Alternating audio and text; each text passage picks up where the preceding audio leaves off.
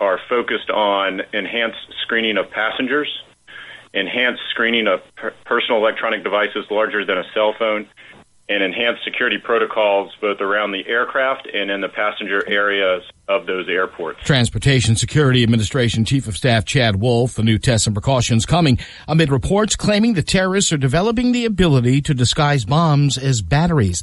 The state of Ohio now a step closer to resuming executions. A federal court narrowly voting in the state's favor in a case trying to overturn its lethal injection process. The 6th U.S. Circuit Court of Appeals in Cincinnati today reversing a judge's order that delayed 3 executions after he declared Ohio's lethal injection process as being unconstitutional.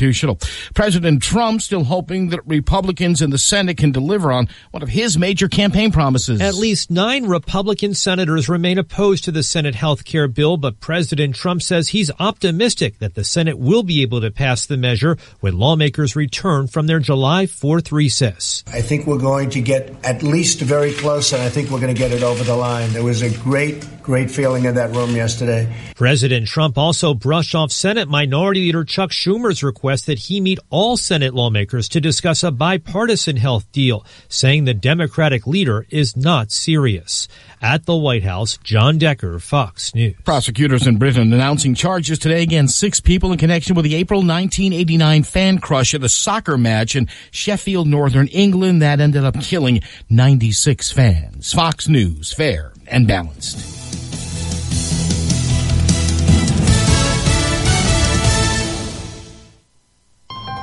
Just announced, during the Ford Summer Sales Event, get 0% financing for 72 months, plus an additional $1,000 on top of your trade-in. It's summer's hottest deal on vehicles like Ford Focus, Fusion, Escape, and Edge. Offer ends July 5th.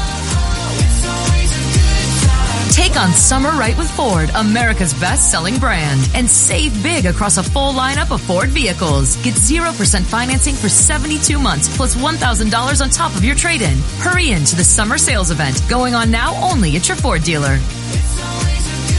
Best-selling based on 2016 sales. Not all buyers qualify for Ford credit financing. 72 months at $1,389 per month per $1,000 financed regardless of down payment. Trade Assist Cash requires trade-in of 95 or newer vehicle or lease terminated 30 days prior to or 90 days after delivery. Not available on Focus RS. See dealer or go to buyfordnow.com for complete details. Take new delivery from dealer stock by July 5th, 2017.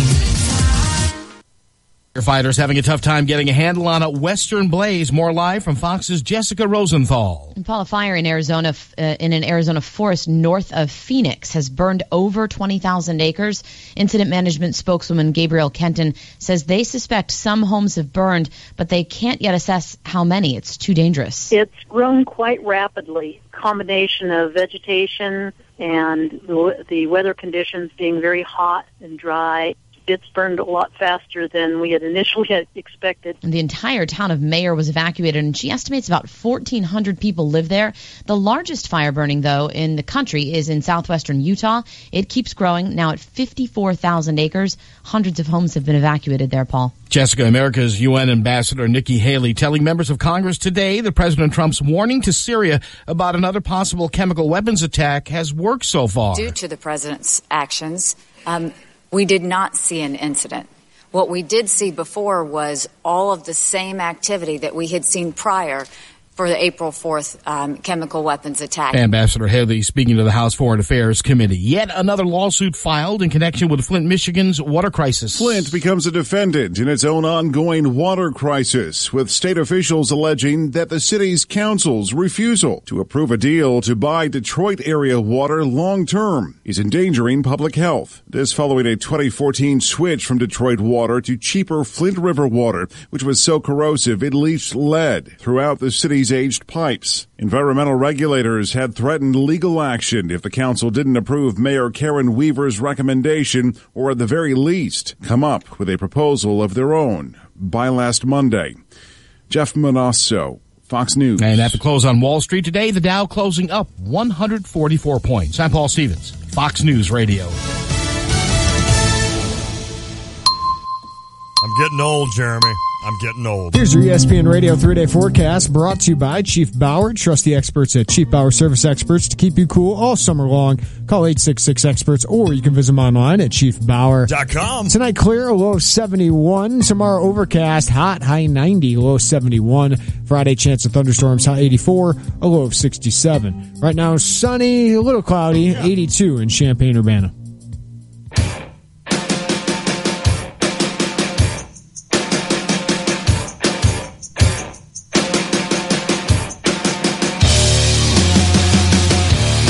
For 24 against opposing base runners. 0 for 25. Turner running on a 3-0 pitch, and he's on third with number 30. It really sucked because, like the stolen bases go to me. And when you really look at it, the pitcher doesn't give me any time. So it's just like, Miggy can throw nobody out, but my pitchers don't hold anybody on him. It's his second time barking in the media and not just going to his teammates. So it's something that, as a veteran like he is, you would think he'd make smart decisions about it. If you start pointing fingers, I think that just labels you as a selfish player, and I disagree. I disagree that, I think we have another catcher that throws out everyone who steals. According to Jesse Rogers tweeting this, Miguel Montero to be DFA'd.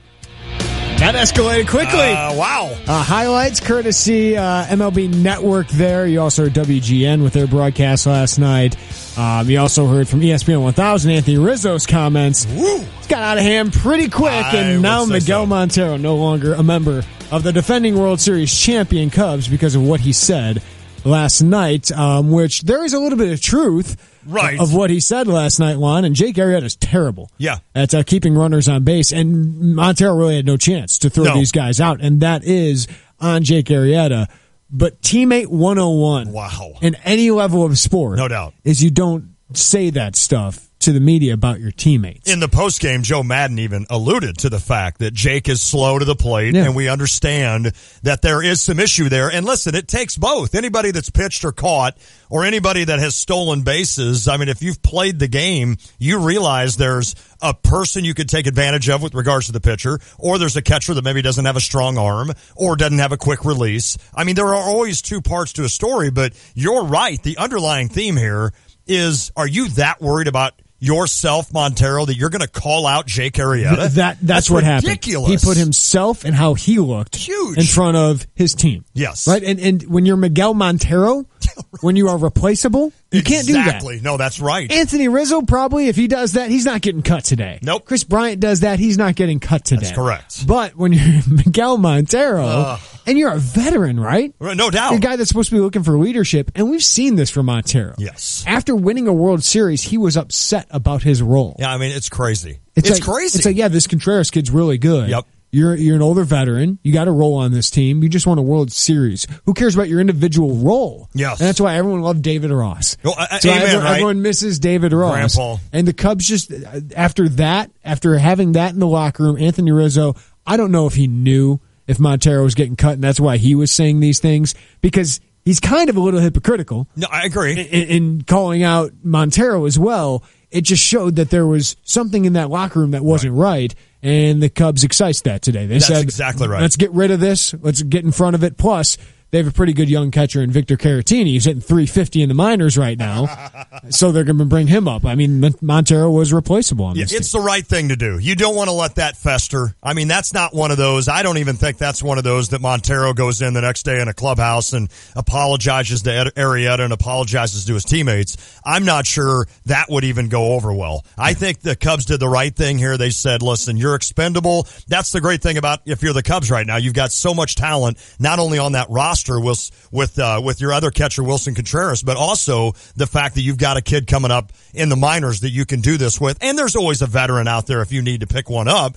I was shocked by that. And it's one of those, Jeremy, where when everything's moving in the right direction, I know this hasn't been the best year. Right. But you won a World Series last year. You'd be out of your mind to think the Cubs don't have a chance of winning another one here in the next couple of years, if not this year. Yeah, got a chance to win it this year. And when everything's just kind of rolling the right way, why? Why do we need a speed bump? Yeah. And that's exactly what happened. Being if you're selfish. that that upset, Montero, you need to sit down with Joe Madden, and you need to express it to Madden. Then, if you need to, you bring Arrieta into the room with you. Yeah. And all three of you hash it out. You don't air it out to the public. Well, and here's my thing. As a media member, it's just laughable. As a media member, I love it. No, sure. I love that candor. But if I was sitting there interviewing him, I'd be like, ooh. You might regret this one later. Dude, I don't think you're going to like this. Might be in trouble on this one. Exactly. I mean, that's what goes through your mind, but I do like the candor of it. Sure. But you just don't do that. There's kind of I know you don't like the word. It's kind of that unwritten rule, right? In a clubhouse. It's just about culture. Exactly. It's just about, hey, I got your back, you got my back. That's correct. Montero was more worried about him justifying that it wasn't his fault than just saying, if he would just said, we need to get the ball to the plate quicker and I need to do a better job too. Boom. That's all you got to do. That's what you say. You deflect, you get your point across. There are so many times during a whatever season of college basketball, NBA, whatever, where a guy can get his point across, but then also put part of the blame on himself. The blame is on both. Arrieta is the third worst in baseball at holding runners on. I mean, they run on him. Right? Yes. That's what they do. That's why that's why Trey Turner had 4 steals in 3 innings. Correct. Right? But Montero's 0 for 31 this year on throwing people out. Wow. Right? Well, Contreras, who has the same pitchers, is throwing out guys at 30-something% rate. So, I mean, there's a little bit of, he's it's on hurt. both of them. Montero's a little bit hurt. He's a little wounded ego-wise with regards to that. And then, listen, that is an ego hit when a guy just absolutely abuses you. We're going to talk Illini with Mark Tupper, Decatur Herald and Review. Sweet. He just had a 2-week vacation. We're going to catch up with Mark Good for him. in a couple minutes. But we're also going to talk with Matt Silich, our NBA Tay and J expert, and he's also doing a podcast, From the Corner NBA podcast. Check that out. Matt's does great job with the breakdown. And I wanted to have Matt on to talk about the NBA offseason, Phil Jackson getting fired. Yes. And Austin and I were talking, what do we get to talk about today? Right. And then Chris Paul gets traded to the Houston Rockets. That's huge. For a bunch of pieces. Sam Decker, Lou Williams, Patrick Beverley, and a first-round pick are the most of it.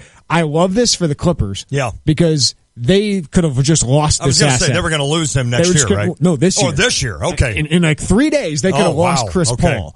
And now you turn that into a couple nice assets. Yeah. I mean, Sam Decker, who they like, a first-round pick, which will probably be in the 20s with where Houston is. Patrick Beverley is a nice player. Lou Williams, a nice short-term player. But they're going to reload this thing. The Clippers are going to tear this down and bring it back up again. But the fit in Houston with James Harden is really intriguing. I'll just say this is phenomenal for the NBA. I agree with you. To have you. another team going for it, trying to push Golden State. I think Houston has some more moves in them. Okay. But Chris Paul and James Harden, there's only one ball. Right. But the Warriors figured it out. Right. The Cavs figured it out. And these are 2 of the top 15 players in the NBA, and obviously James Harden's probably one of the top 5. Without a doubt. And I'll get my thoughts on this later. We're going to step aside here to get Mark Tupper on, but we have Mark Tupper, Matt Silich. If you want to weigh in, 359-2255. A lot to talk about. Get a hold of us. You can text the Chief Bauer text line. Same number, 359-2255, and we'll talk to Mark on the Jupiters at the Crossing phone line. We'll do it next. It is the Tay and J Show.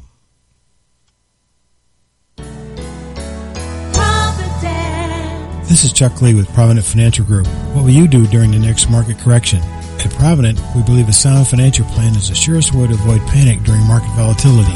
Contact us today to put a plan in place for you.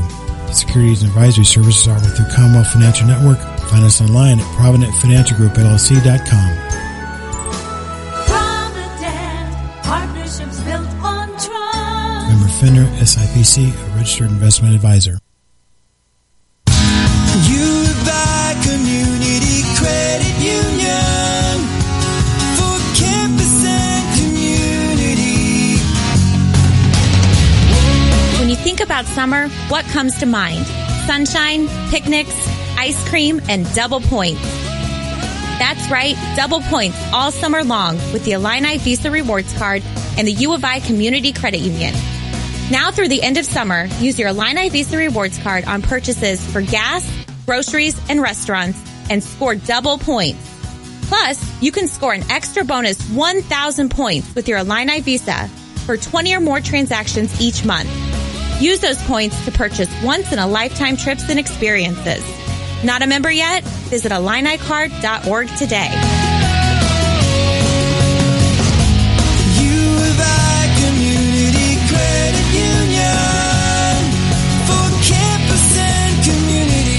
Welcome to Geico's Motorcycle Meanderings. I sure saved a lot of money by switching to Geico. I scored some big savings, and now I can use their mobile app 24/7 for all sorts of stuff. Life just makes sense now.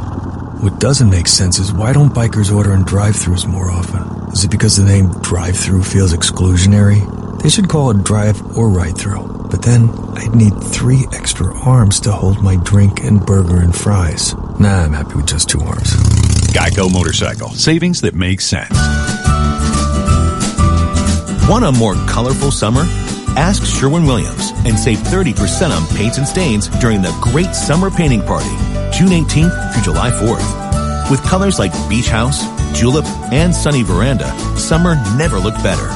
Your neighborhood Sherwin-Williams paint store is right around the corner. Find it at sherwinwilliams.com/save. Retail sales only. Some exclusions apply. See store for details. When you're heading home, Tay and J are on your way talking sports. Weekday afternoons 3 to 6 here on ESPN Radio 93.5. Hey, we're going to give away some more great Illini apparel today as part of the Game Day Spirit Wheel of Games. We have a red Grange hat to give away. It's the number 77. Really? Oh, I saw that. Kind of like a farmer-ish hat. We're going to give that away later on today. Game Day Spirit located on Green Street and on South Neal and online at GameDaySpirit.com. Proud sponsors of ESPN's Tay and J Show and the official fan store of the Fighting Illini. Do you ever have one of those stores where you walk in and you wish you had about $5 million? Yeah. So you could just be like, I don't even care. I'm just going to take one of everything. That's me when I walk into Game Day Spirit. There are things in there that I absolutely do not need. And I sit there and look at them going, I could probably take that little, like the flipper on the grill that has the Illinois on it. I'm like, That'll look good. Yeah, I'm like, no, don't do it, Lon. Just get your shirt and get out. Now let's get to the Jupiters, the Crossing phone line, talk a little Illini. But first I want to ask Mark Tupper, the Cato Herald and Review, about his Cubbies and all the internal strife going on there. What's up, Tups? Oh, man.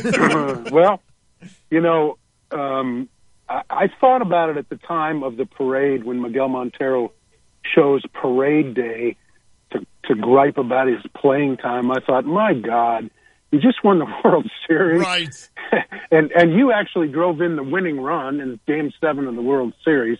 And this is what you got to bring up on the day of the parade. What an idiot. And so to hear him last night with this whole business about it entirely being Arrieta's fault that he was 1 for 32, I think, throwing out base runners, by the way, until last night. So, he's got a poor arm. Arrieta does a poor job of holding base runners. That's just a fact. Right. And if you want to talk about it, there's a place to do it. But to air it out the way he did was ridiculous, and I was not surprised at all to see him let him go. And you know what, Mark? The great thing is there, if you're a Cubs fan or that organization, you've got plenty of talent there already and in the minors. So I think it's the right move to get rid of him, like you just said, because he's expendable, in other words.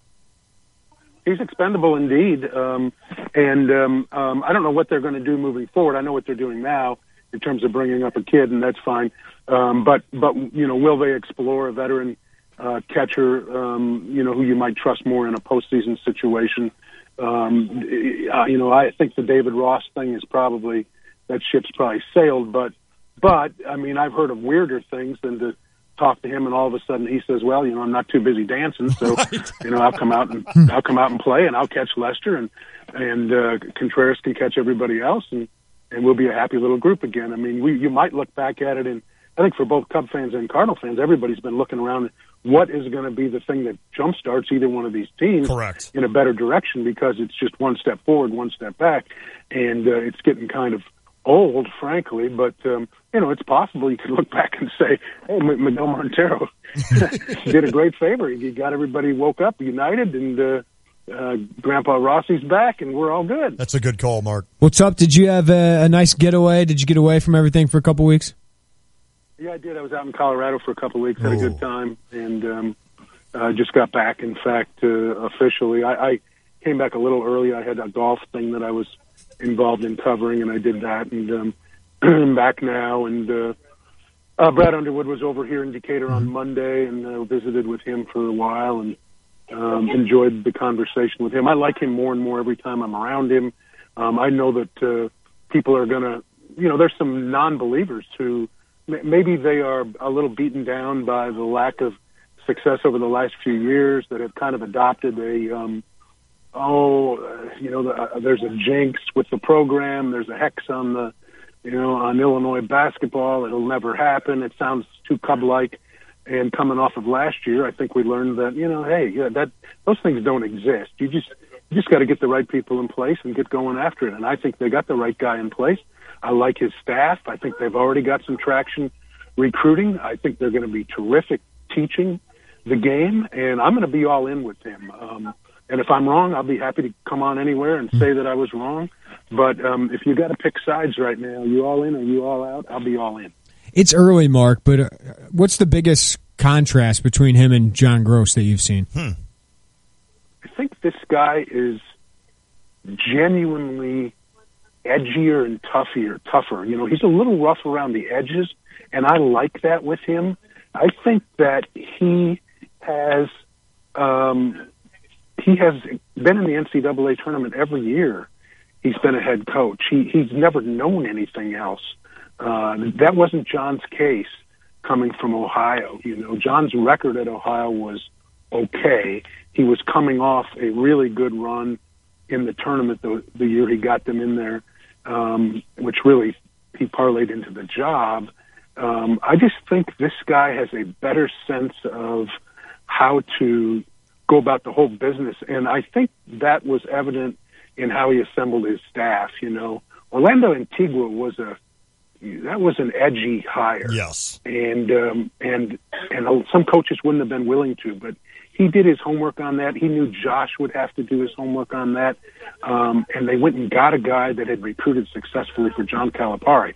I think Chin Coleman, impressed with him. I think he obviously addresses the Chicago presence angle, and then Jamal deserved to be retained both as a recruiter, and you could sort of see the way the players responded to him in the NIT. So I like the way he assembled a staff, and you know what? I like the way that he didn't flinch 1 minute when there were defections. He just went and got other guys. And I like the way he's going about that, too. So, we all need to see how it looks when they play in real time. But and I think I mentioned this to you guys before, I believe. That's the one thing that's missing for the fans is they don't have a visual take on what Illinois basketball will look like in Brad Underwood's system dressed up in orange and blue. And we all need to see that. I'm not suggesting that this is a full turnaround in year one, but I think we'll see the program turn in year one. And I think after he adds his first full recruiting class on top of the group that he's assembled now, we'll begin to see some real traction forward.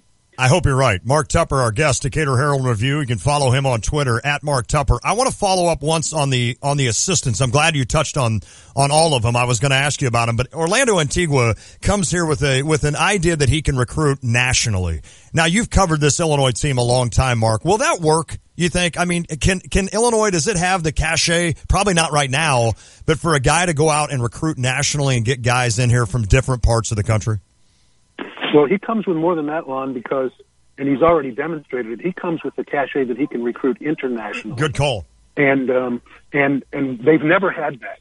One of the things I wanted from the previous staff, and I know it's hard, so I'm not, throwing anybody under the bus, but I wanted them to be, and I know they tried, I wanted them to be able to reel in a recruit out of Canada, and maybe make connections somewhere, somehow, on a European player or an Australian player or something like that, if there was somebody that fit the bill of what they needed. And, right away, Illinois needs a big guy, and Antigua uses some of his connections and is able to get a guy in here from Europe. So I think it can. I think you bring up a great point, and that is that Illinois' brand is weak right now. Because they haven't been playing in March for so long, and that has to be remedied. But I think they can get that turned in a hurry, and I also think that from what I've seen, this staff is pretty good at hosting critical visits. Yes. That they can put in front of a player a blueprint for what will happen to them here, how they will fit in this system, that will also be helped, by the way, when they get some film that they can show a kid. Right now they're showing him film of Oklahoma State and Stephen F. Austin, but when they can show them Illini tape, here's how we beat, Wake Forest last year or whatever, that will help them as well. So I think that they have no choice but to try to recruit nationally, and on top of their emphasis here in state and in St. Louis. Yeah, as long as they're not showing film of Juwan Evans 3 years from now, like John Gross was with DJ Cooper, right. I think that's the key. Is having some early success with some of these guys. Kept waiting for the next Cooper. Mark, there's no question. Yeah. Illinois football. And they got to show him soon. They have to show him tape of. Here's an Illini player we coach that's in the NBA. Yes. Right. Yes. They can't show him Darren Williams tape. They can't show him Myers Leonard tape. Good call. They got to show him something they've done. We had Brett Dawson on the show yesterday, or was it yesterday or 2 days? Yesterday. Yeah, yesterday. And we told him, hey, there's been one Illini drafted since you left the beat. Wow. And that was a decade ago. So, I mean, they're lagging there. I want to ask you about Illinois football. They got 5 commits, probably since you went on vacation here, Tub. People are nervous a little bit about this rebuild. I mean, I've always thought this is going to take a long, long time. So what are your kind of, I don't want to say expectations going into this year, but what is your kind of timeline? What are your kind of measurements or checkpoints of success for Lovie Smith? Well, that's a good question, and I'm not nervous, but I'd like to see them making a little more headway. I think they have said, we're expecting to get some more a little later than other people are expecting us to get some. It would be great to get a Luke Ford or a somebody that packs a little bit of a wallop. I was curious to read, I think it must have been your story, Jeremy, on the Australian punter. That was kind of interesting to me.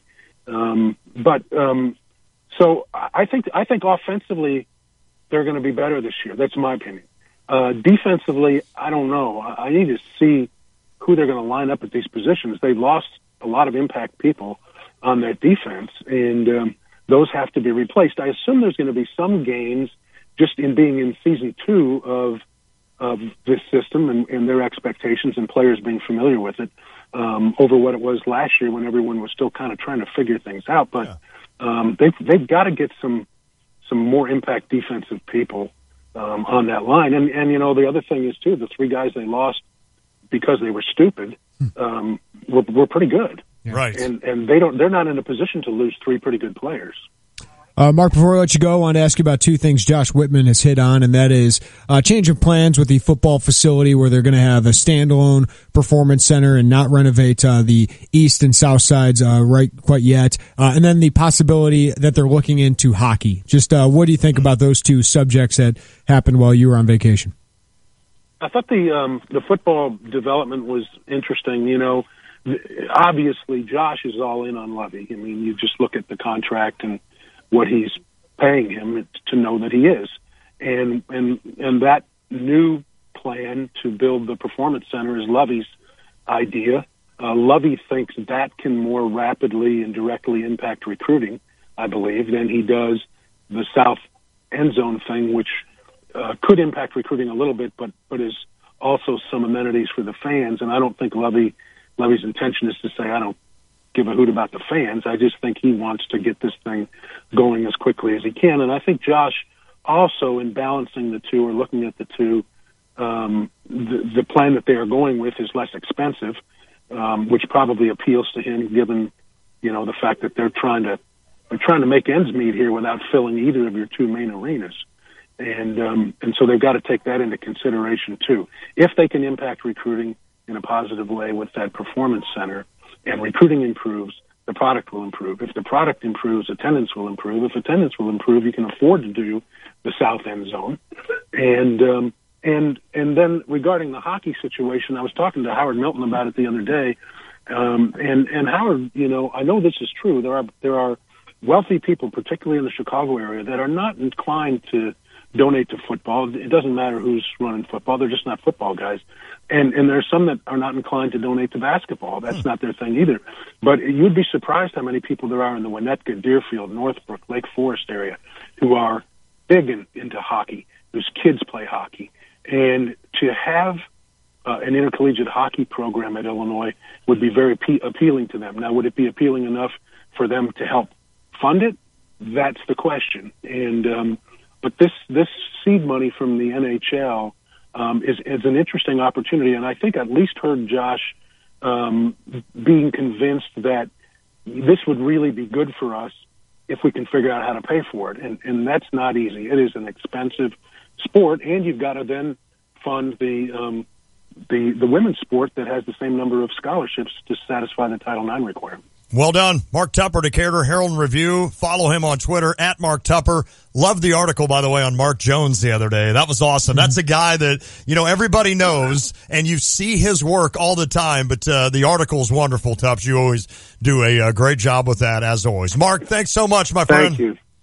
Okay, guys. Bye-bye now. Talk to you soon, buddy. That was good. Mark Jones, of course, from Arthur, and he takes the majority of the pictures for the University of Illinois. In-house photographer, and does a wonderful job. Yep. And most, I would almost guarantee you that he might be the guy that knows everybody. Yeah. It seems like everybody knows Mark, but in case you don't, it's a really cool story, and Tups did it, and a guy that really deserves that. So that was a good question to ask him. That's one thing I never thought about with regards to boosters up in Chicago area and maybe those suburbs that do love the sport of hockey. Well, whenever this came out, and we can talk about it after the break, or after our update with Austin, is that, some people are like, well, put that money into football and basketball. Some people don't want to donate to football and basketball. Right. So if they want to give you money, but they want to allocate it for this, yep, sure, take it. We'll I mean, take if it improves your program, That's exactly and it gives right. you the possibility to grow your brand and have a great hockey program, That'd be awesome. I'd be all for it. I am getting more excited. The more I hear about it, because that first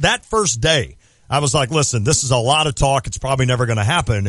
But the more I hear about it, the more excited I get about it and thinking, man, if that did happen, that would be awesome. Let me ask you, how confident are you that Illinois will have a hockey program? Not. Dang it. Oh, no. There's a tease, Ron. You wanted me to wait. Dang it. Well, maybe I'll tell you why I could be confident when we return. If you want to weigh in, you can call us on the Jupiter's The Crossing phone line or text the Cheap Power. I ruined it with 1 second. 217-359-2255. That's 359-2255. Follow us on Facebook and Twitter. Just search Tay and J Show. I tweet at Jay Werner Scout. At Latte ESPN. See you. 7 years in. I know. We usually work things really well. This radio thing. We are loaded with interns. We didn't today. hate each other so much. That's right. Austin Berkland, Harry Black, Trevor Valise, Nathan DeHaan, David Morrow. Yep. Anybody else? Maddie Bunton? She's out in the corner over there. She's always hiding in the corner. Yeah. So, yeah, they're 6 strong today. 6 strong. And it's time for this.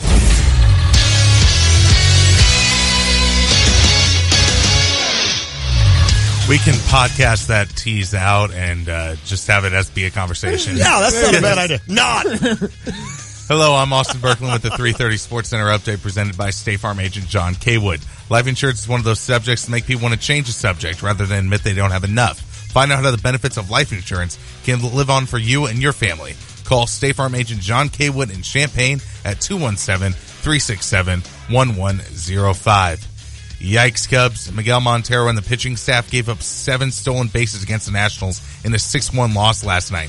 Arrieta didn't do a great job of keeping people off the bases either and keeping the pitch count low. He gave up 5 earned runs in 4 innings. As a result of that, Miguel Montero went on a post-game rant blaming Cubs pitching staff for his throwing woes. Theo and crew decided to DFA Montero this morning. AAA catcher Victor Carantini will be brought up to replace Miggy. The two teams play again tonight at 6:05 Central Time. Lackey and Strasburg are the probables. Lackey gave up 3 hits and 1 earned run in his last start on June 23rd against the Marlins. The White Sox defeated the Yankees 4-3 from the late last night. Walk-off single by Jose Abreu, in which Alec Hansen scored. Jose Quintana of the White Sox threw a gem, only giving up 2 hits and 4 walks in 6 1/3 innings. The rate will play host tonight for Yankees Sox, and the pitching matchup is Masahiro Tanaka versus Carlos Rodon. While the White Sox won on a walk-off hit, the St. Louis Cardinals fell 6-5 on a walk-off hit against the Diamondbacks in the 10th inning. The Cardinals were up 5-2 in the 7th inning, yet the bullpen gave up 3 runs in the 8th and 9th innings between Owen Rosenthal. Move to the next story. Okay. Chris Paul has been traded to the Rockets for Sam Decker, Lou Williams, Montrezl Harrell, Patrick Beverly, DeAndre Liggins, and Kyle Wiltshire, and a first-round pick. Goodness. Thank you, Austin. I watched that debacle last night with Cardinals? Rosenthal. You stayed up that late for that? I did. And then comes in. I'm like, I stayed up late watching House of Cards. I sat there thinking, Lon, I got to do something for work with the website. And then I was like, you know what? I've been really busy the last couple weeks.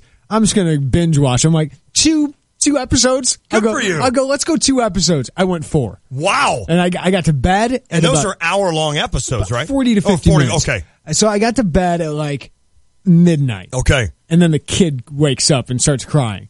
And then he struggled all night. I got to bed at like 1:30. I'm like, I should not. You got no wiggle room. Yeah, a kid should. Somebody with a kid should not be staying up all night watching that. So I'm pounding the coffee today. Good for you. But I don't know how I feel yet about this season of House of Cards. Like, you've always had to kind of suspend reality with House of Cards, but that's been okay.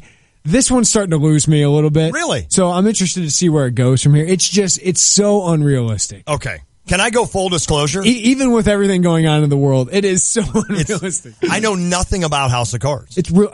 So you would suggest that would be a series that I would enjoy. It's a fun series. I think you and I like about the same. I mean, politics really interests me. Okay. So it is about politics. I mean, it's about politics, but it's about power corrupting. Right. I mean, that's mostly what it is. I've heard of the title, and I've heard people say something like they like it, but I've never heard anybody break it down. I think the first couple seasons are really good. I'll have to listen. That'll be good for me. I'll like to. Is that an HBO thing? No, it's that's a Netflix, which I don't have. Which you should have. I know. Why don't I have Netflix? No. Am I the only guy? Do you have internet? No, I don't even have Wi-Fi. I know. That's what I mean. Like, no, wait, is that the same? Wi-Fi and internet, are they the same? Yeah. Oh, jeez. The interns are just looking at you like, I know. Hey, I asked one time how much it was to join Twitter. I'm like, how much does that cost to join Twitter? Yes. You're like, Lon, it's like Facebook. It's free. Yes. So Wi-Fi is the internet. Yes. Okay. Listen. Now you can get internet also through a cable if you prefer that. Right. No, I'm actually in the process. I have made a call because I'm trying to figure out in Philo which provider I should use. Now you do have your phone. Yeah. Which has access to LTE internet. Yes. No, but that's not the same. That's data, right? I mean, that's correct. It's not Wi-Fi in your home. I don't sit on my phone and watch like a game or a movie or something. So I need to get it in the actual home. I may be the only person that probably doesn't have that. I don't think that's right. Okay. I'd say the only person under the age of 50. Under the age of 45, you might be one of the only ones. Now, thank goodness I'm 46. But you know what, Lon? You live a simpler life, and I do. That is kind of. I read a story the other day about it was from Poynter Institute, which is about journalism. Yeah, and I've admitted it on this air. I am addicted to Twitter. No, right? Like, especially in our field. Yes. Because this is how you get your product out there, all those things, but it ruins your life because there's like a real addiction because you can't not look at it. You're constantly like, oh, I got to get it. It's First like thing I do in the morning. First thing I do. Alarm goes off. I hit the snooze button once. Not going to lie. And then it goes off again. I grab my phone. I immediately get on Twitter. Mm-hmm. First thing I do every day. Check what's going on. I just check to see what's going on. If anybody had sent me something the night before, or what am I missing? What did Jeremy talk about last night that I didn't see? And it's true, though. I mean, and for me, I have to. Because I don't sit there and just peruse the internet all day. Right. And I'm not saying that, listen, I have the opportunity. I could easily do that. I just don't. I just elect not to. Mm-hmm. So for me, it keeps my checks and balance essentially on what's going on. But it is funny because even today, when you send me stuff at work, you still send me links. Because you're like, Lon is not going to have seen that. I guarantee you didn't see that Chris Paul got traded. You did watch that Cardinals game, though? I did. Carlos Martinez is an ace. He's really good. He's one of the top 10 pitchers in baseball. There's no doubt about it. His stuff is filthy, and he's one of those guys that you are happy to have, and you know that you're going to have him for a long time. You've got him signed for a really good deal. But, man, the rest of that team stinks. They're horrible. It's just... And it's just ugly baseball. Mm-hmm. It's just, and I don't even want to complain about it. Like I don't even complain about it. Like last night, you would do some bad baseball in your life at some point as a Cardinals fan, but still, I mean, it's really frustrating to watch a team that I think should be better than it is. That's part of the thing. But it's bad baseball. But you give it to Rosenthal and It's something different every night. Yes. That's the thing that drives me nuts. One It's not night like it's the base Nationals. running. Like the Nationals know they need a bullpen. Exactly. Right? They know they need a closer. Yep. They keep ignoring it. They keep trying to fix it with Francisco Rodriguez. Now they just signed, who got cut from a bad team. Like they know they have an issue. Yes. They're just choosing not to go with it. The Cardinals have an issue here that night, issue here that night, issue there the next night. Who would you rather have if you were the Nationals? Would you rather have O or Rosenthal? Oh. You would? Yeah. That's interesting to me.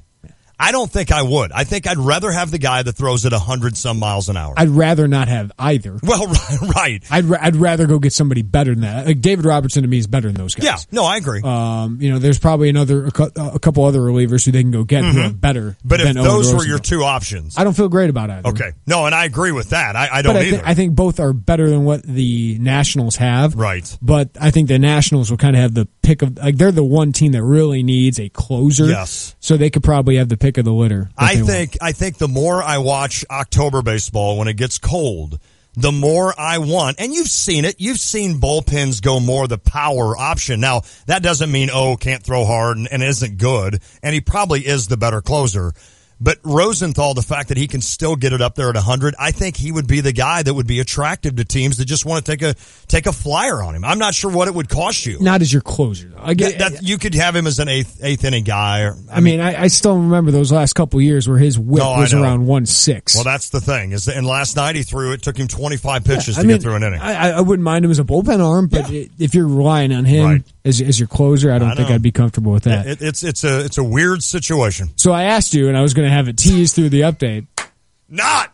How confident are you that Illinois will have a hockey program at some point?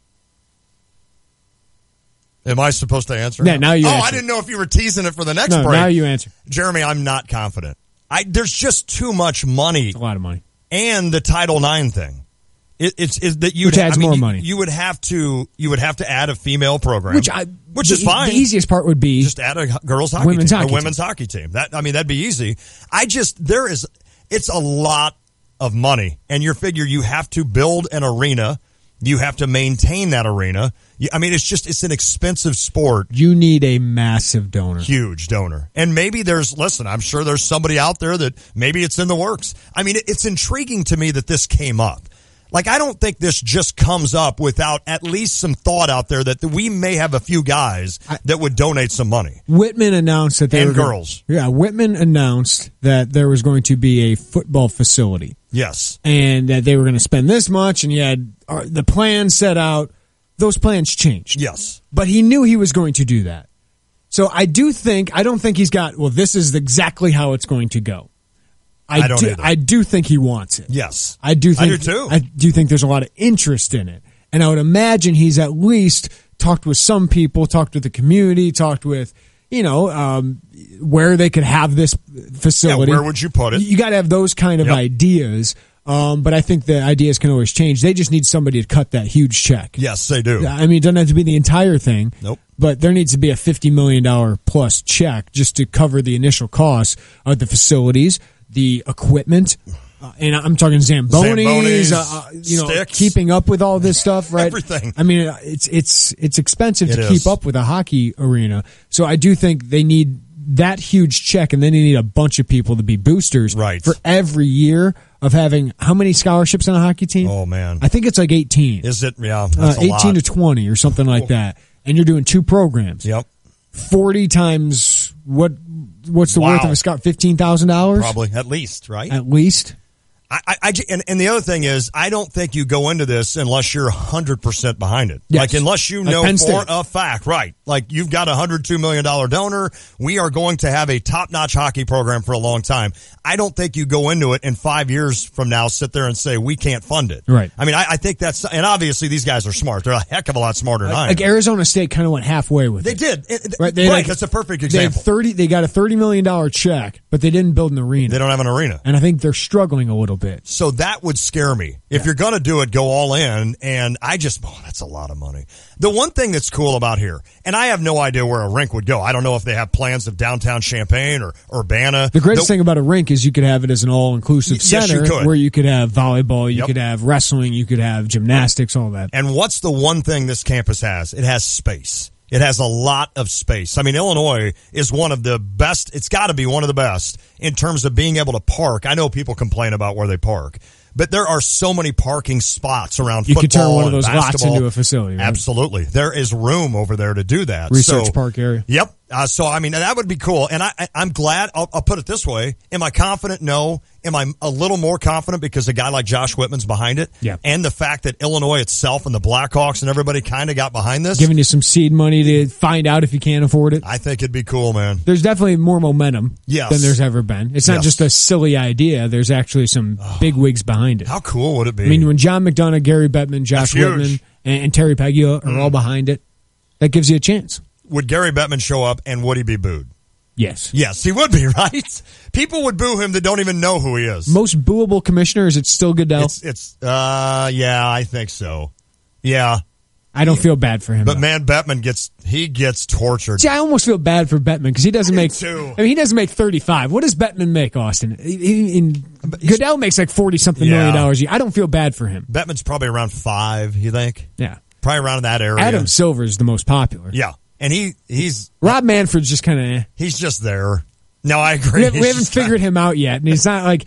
He's not Bud. Like, Bud looks so dorky all the time. Yes. Plus, he oversaw the steroid era, so there was like, that guy. But Manfred's just more, he's a dork. He is. He's a lawyer kind of guy. Yeah. I don't hate him, but I don't like have a love for him yet. I think he's smart. You think Goodell, though, he sits there and looks at all the other commissioners, and he's like, dude, I am the best-looking commissioner by far. I mean, it's not even close. It's not even close. I mean, Bettman is like this little Goodell looks like the pipsqueak. one guy who actually played sports. Right. That's what I mean. Right. I mean, Adam Silver is tall. Good. I mean, but Goodell's like built. Yeah, he's built. He's like a 6'2". He's a good-looking dude. 220. Yeah, he's thick. I mean, he's a solid guy. I mean, at least Goodell's got that. So you can boo him all day with his salary and his looks. He's like, whatever. Boo me. By the way, Bettman, $9.5 million. Don't feel bad for him. Kids, you want to become a commissioner. You want to be. There's not many jobs out there, but if you can aspire to be one, man, you can make some cash. If you want to weigh in 359-2255, that's 217-359-2255. It is the Tay and J Show. Guidance, trust, protection, service. It's the mantra of GTPS Insurance. When you work with GTPS, you'll never have to call an 800 number in a different state. You deal with people who live and work in our community and know it's important to your business. GTPS is your local source for business insurance, property, general liability, workers' compensation, and group health insurance, and they'll work with you to formulate the best package for the needs of you and your business. Contact a GTPS insurance agent today at 359-9000 or visit online at gtpsinsurance.com. Protect your future with AA Marshall Home Inspection Services. Buyer's inspection with a buyback guarantee and seller's inspection. No surprises before closing. Owned by me, Aaron Allenbaugh, and my wife Kim, and serving all of East Central Illinois. Get more details and schedule your inspection today at aamarshall.net. It seems like in every home, there's at least one room that's either too hot or too cold. Well, it doesn't have to be that way. Mitsubishi Electric has your comfort solution. Mitsubishi Electric cooling and heating systems are up to 40% more efficient with no ductwork and whisper quiet. Individual room control, giving you the freedom to find your perfect comfort level and save money too. Make your whole home comfortable again. See Lance Heating, Cooling, and Plumbing for your comfort solution and live better. Hi, I'm Troy Lands from Lands Heating, Cooling, and Plumbing. Lands is your local Mitsubishi Electric Diamond dealer. Our technicians are experts at solving your comfort needs, one room or your whole house. Let us show you how a Mitsubishi Electric Heating and Cooling System can save you money now. Your comfort is our priority. Call Lands today at 1-800-AIR-REPAIR or find us online at landsinc.com. I'm Troy Lands, and you can count on my company because you can count on me. Racing action is back this Friday night at the Farmer City Raceway in Farmer City, Illinois. It's Fan Appreciation Night. Don't miss a full show and fireworks at dusk. Late models, modifieds, pro lates, and street stocks. Gates open at 4 p.m. High laps at 6:30. Qualifying at 7 and racing afterwards. Adults are $5. Kids 12 and under get in free at Fan Appreciation Night this Friday night at the Farmer City Raceway in Farmer City, Illinois, where we'll sell you the whole seat, but you only need the edge. Game Day Spirit, located at 1422 South Neal Street, will be moving to the corner of Neal and Kirby in Champaign this July. Shop closeout sales and save up to 40% off before they move. Everything will be marked down at least 20% off, including name brands such as Nike, Under Armour, Adidas, Columbia, and more. These deals will be available at the South Neal Street location only from June 30th to July 9th. Shop early for the best selection. T-shirts as low as $6, 30% off headwear, and 40% off all local high school apparel. Follow Game Day Spirit on Facebook, Twitter, or Instagram to stay in the know of all things game day and all things Fighting Illini. Eat, shop, play, and explore. Rediscover Campus Town every Thursday now through August 17th during 13 Thursdays. Summer's finally here and we're loving the specials in Campus Town. You can find great deals on clothing, accessories, and food each Thursday during 13 Thursdays at participating businesses. Save big this summer when you shop and eat your way through Campus Town. And enjoy 1 hour free parking at the campus parking deck located on 6th and Healy each and every Thursday. Visit ChampagneCenter.com. 13 Thursdays is presented by the Champagne Center Partnership. The deals keep going in June at Ford of Hoopston and Chrysler Dodge Jeep Ram of Hoopston. At Ford, save up to $11,000 on the popular Ford F-150 and up to $6,000 off Ford Explorer. At Chrysler Dodge Jeep Ram, get a Jeep Cherokee up to $6,000 off, or Jeep Renegade has $5,000 in savings. Chrysler Pacificas have up to $2,750 in savings, and Ram trucks as much as $6,250 in incentives. Near the intersection of Routes 1 and 9 in Hoopston, or online at HoopstonChrysler.com or FordofHoopston.com. Hi, it's Stevie J. Start your day with me along with Diane Ducey, weekday mornings 7 to 9 here on ESPN Radio 93.5.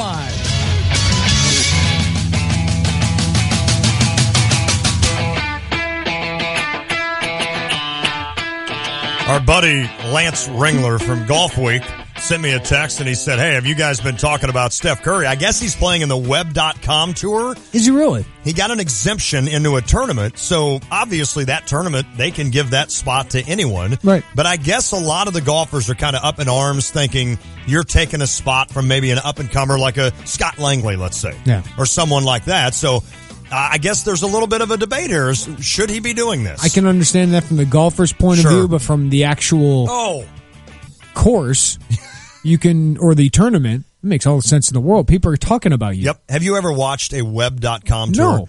Would you watch it with Curry?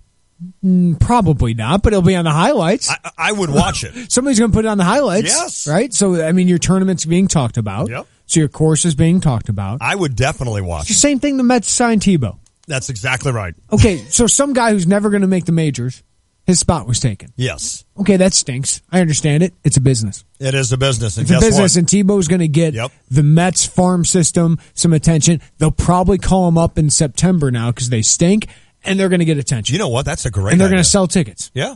Why not, right? Yeah. Is it a publicity stunt? Sure. Is he good at baseball? No. No. I mean, he's better than most of us. But, Right. I mean, yeah, it's a total publicity stunt, but it's their business. Exactly. So this will be interesting. And I'm not kidding you. I would watch that tournament if Steph Curry was in it. I love when they show the former athletes, when they do that golf tournament with those guys like Mario Lemieux is always really good. Dan Quinn's one of the best. I love that stuff. I love watching those guys. And then I always get mad.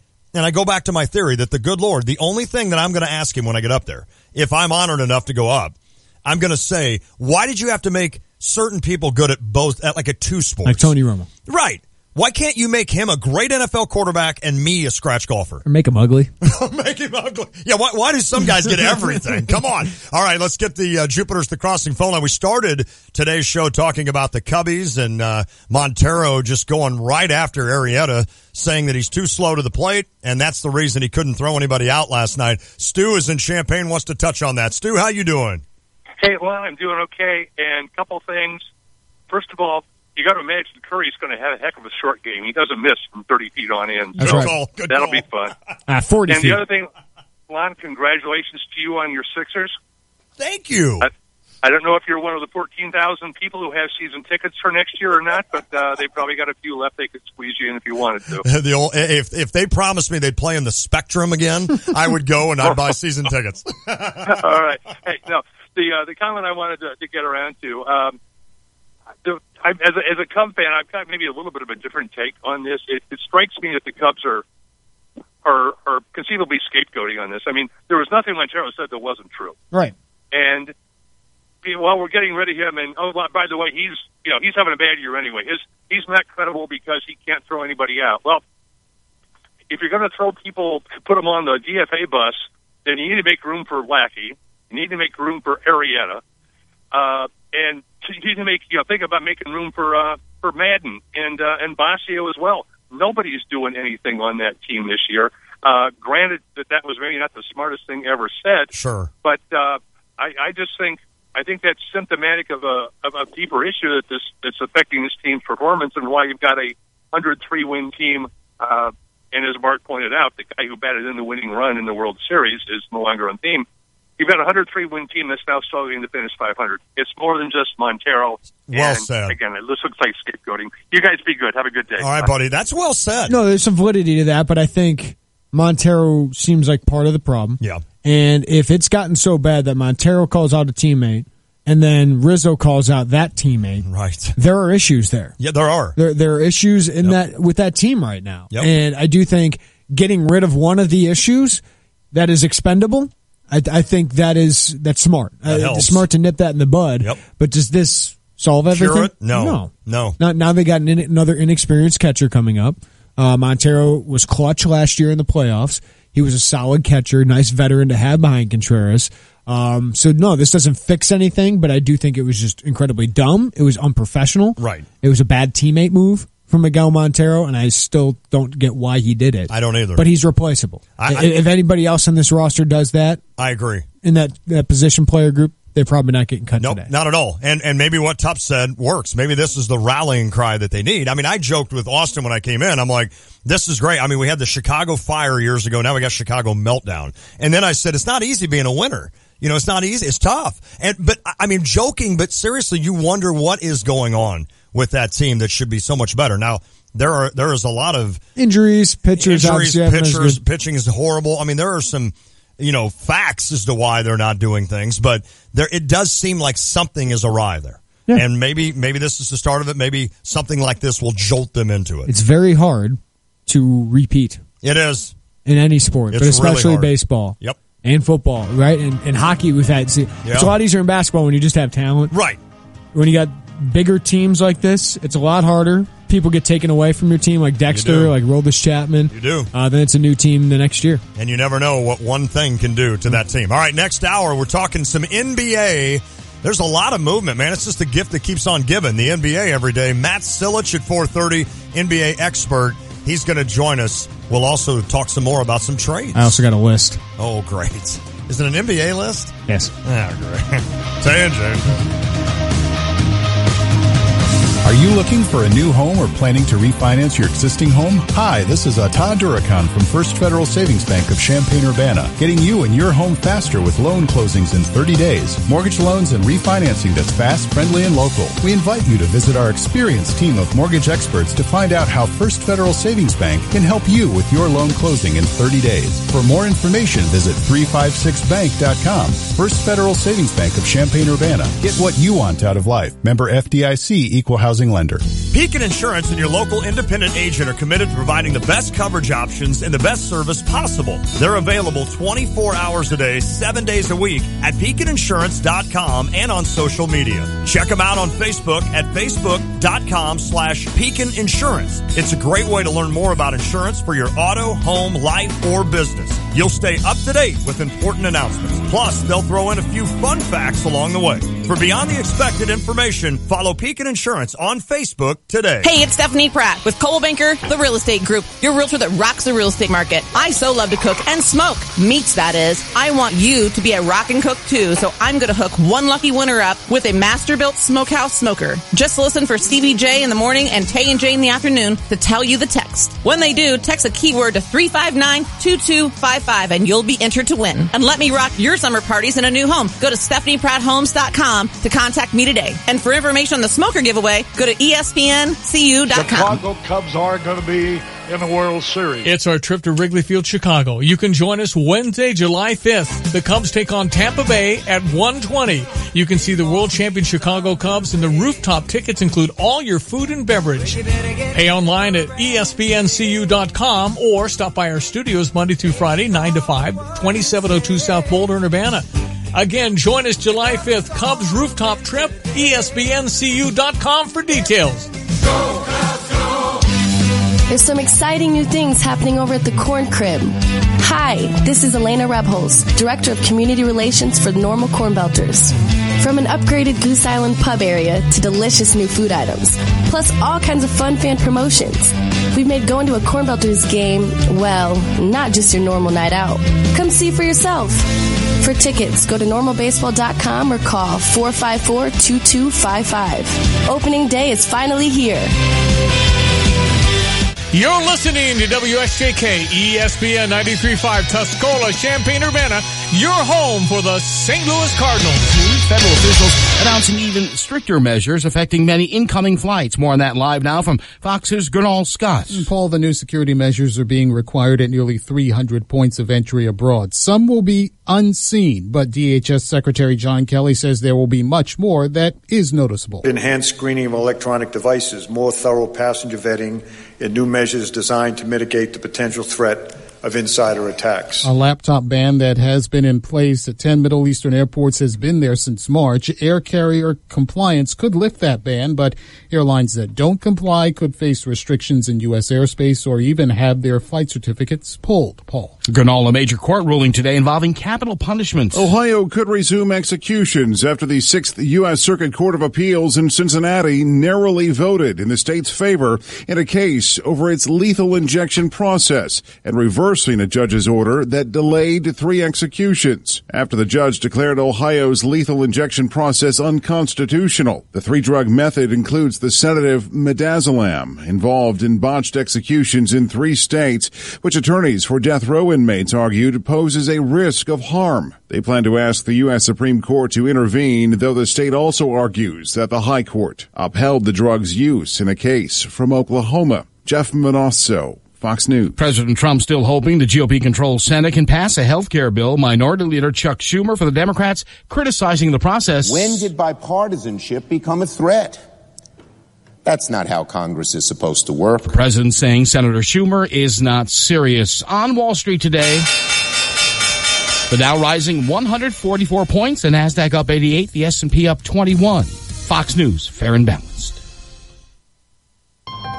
Just announced, during the Ford Summer Sales Event, get 0% financing for 72 months, plus an additional $1,000 on top of your trade-in. It's summer's hottest deal on vehicles like Ford Focus, Fusion, Escape, and Edge. Offer ends July 5th. Take on summer right with Ford, America's best-selling brand, and save big across a full lineup of Ford vehicles. Get 0% financing for 72 months, plus $1,000 on top of your trade-in. Hurry into the summer sales event, going on now only at your Ford dealer. Best selling based on 2016 sales. Not all buyers qualify for Ford credit financing. 72 months at $1,389 per month per $1,000 financed regardless of down payment. Trade Assist Cash requires trade-in of 95 or newer vehicle or lease terminated 30 days prior to or 90 days after delivery. Not available on Focus RS. See dealer or go to buyfordnow.com for complete details. Take new delivery from dealer stock by July 5th, 2017. A judge in Massachusetts today handing down a life sentence in connection with the death of a toddler found 2 years ago in Boston Harbor. State authorities searched for months for the identity of the little girl whose body was found in a garbage bag in the harbor.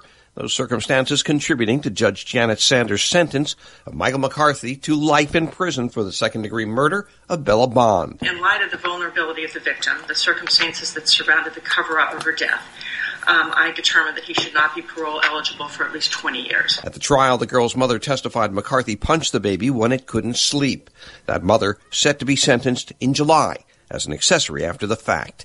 In Boston, Bill Marcus, Fox News. And Arkansas man, 32-year-old Michael Tate Reed, using his vehicle to slam into a 6,000-pound Ten Commandments monument, shattering it to pieces early this morning at the state capitol in Little Rock. I'm also reading in the reports that this man actually had made threats against President Barack Obama and had done other things which were very unsettling.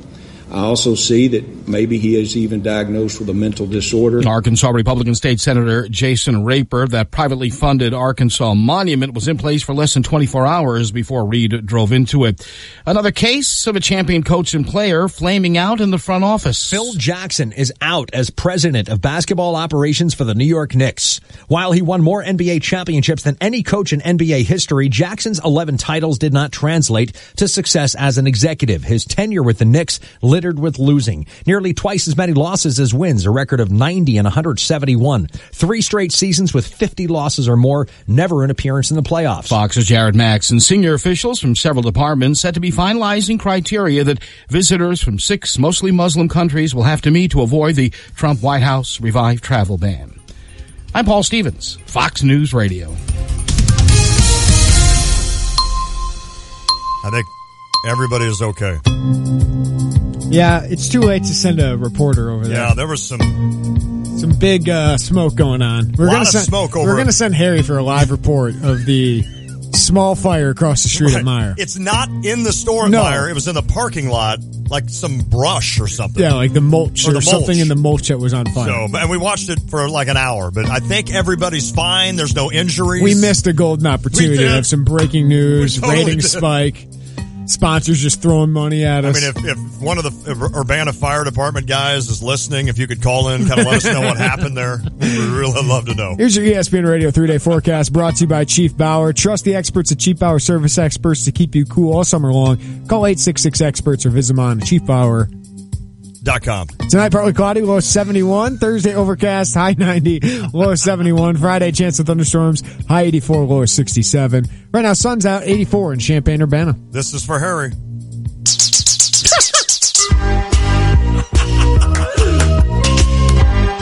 We're letting this could. Now, I like this song, but this could be dangerous. We're letting Harry play around with the music. Oh, he was so pumped about this. Look at him smiling. This is a great song. It really is. And how do you beat like this? Oh man, that's just everybody's going to be humming this now in their car for the next hour. All right, it's the Tay and J Show. Lon Tay, Jeremy Warner. It is amazing, like the parts of songs that make them so good. Yeah, like that. That is what made that song so great. Right there. You're right. I mean, that little part. Or like a simple, that makes a song that's fantastic. $1 million hit. Well done, Harry. What other, you need to send in whatever things are new.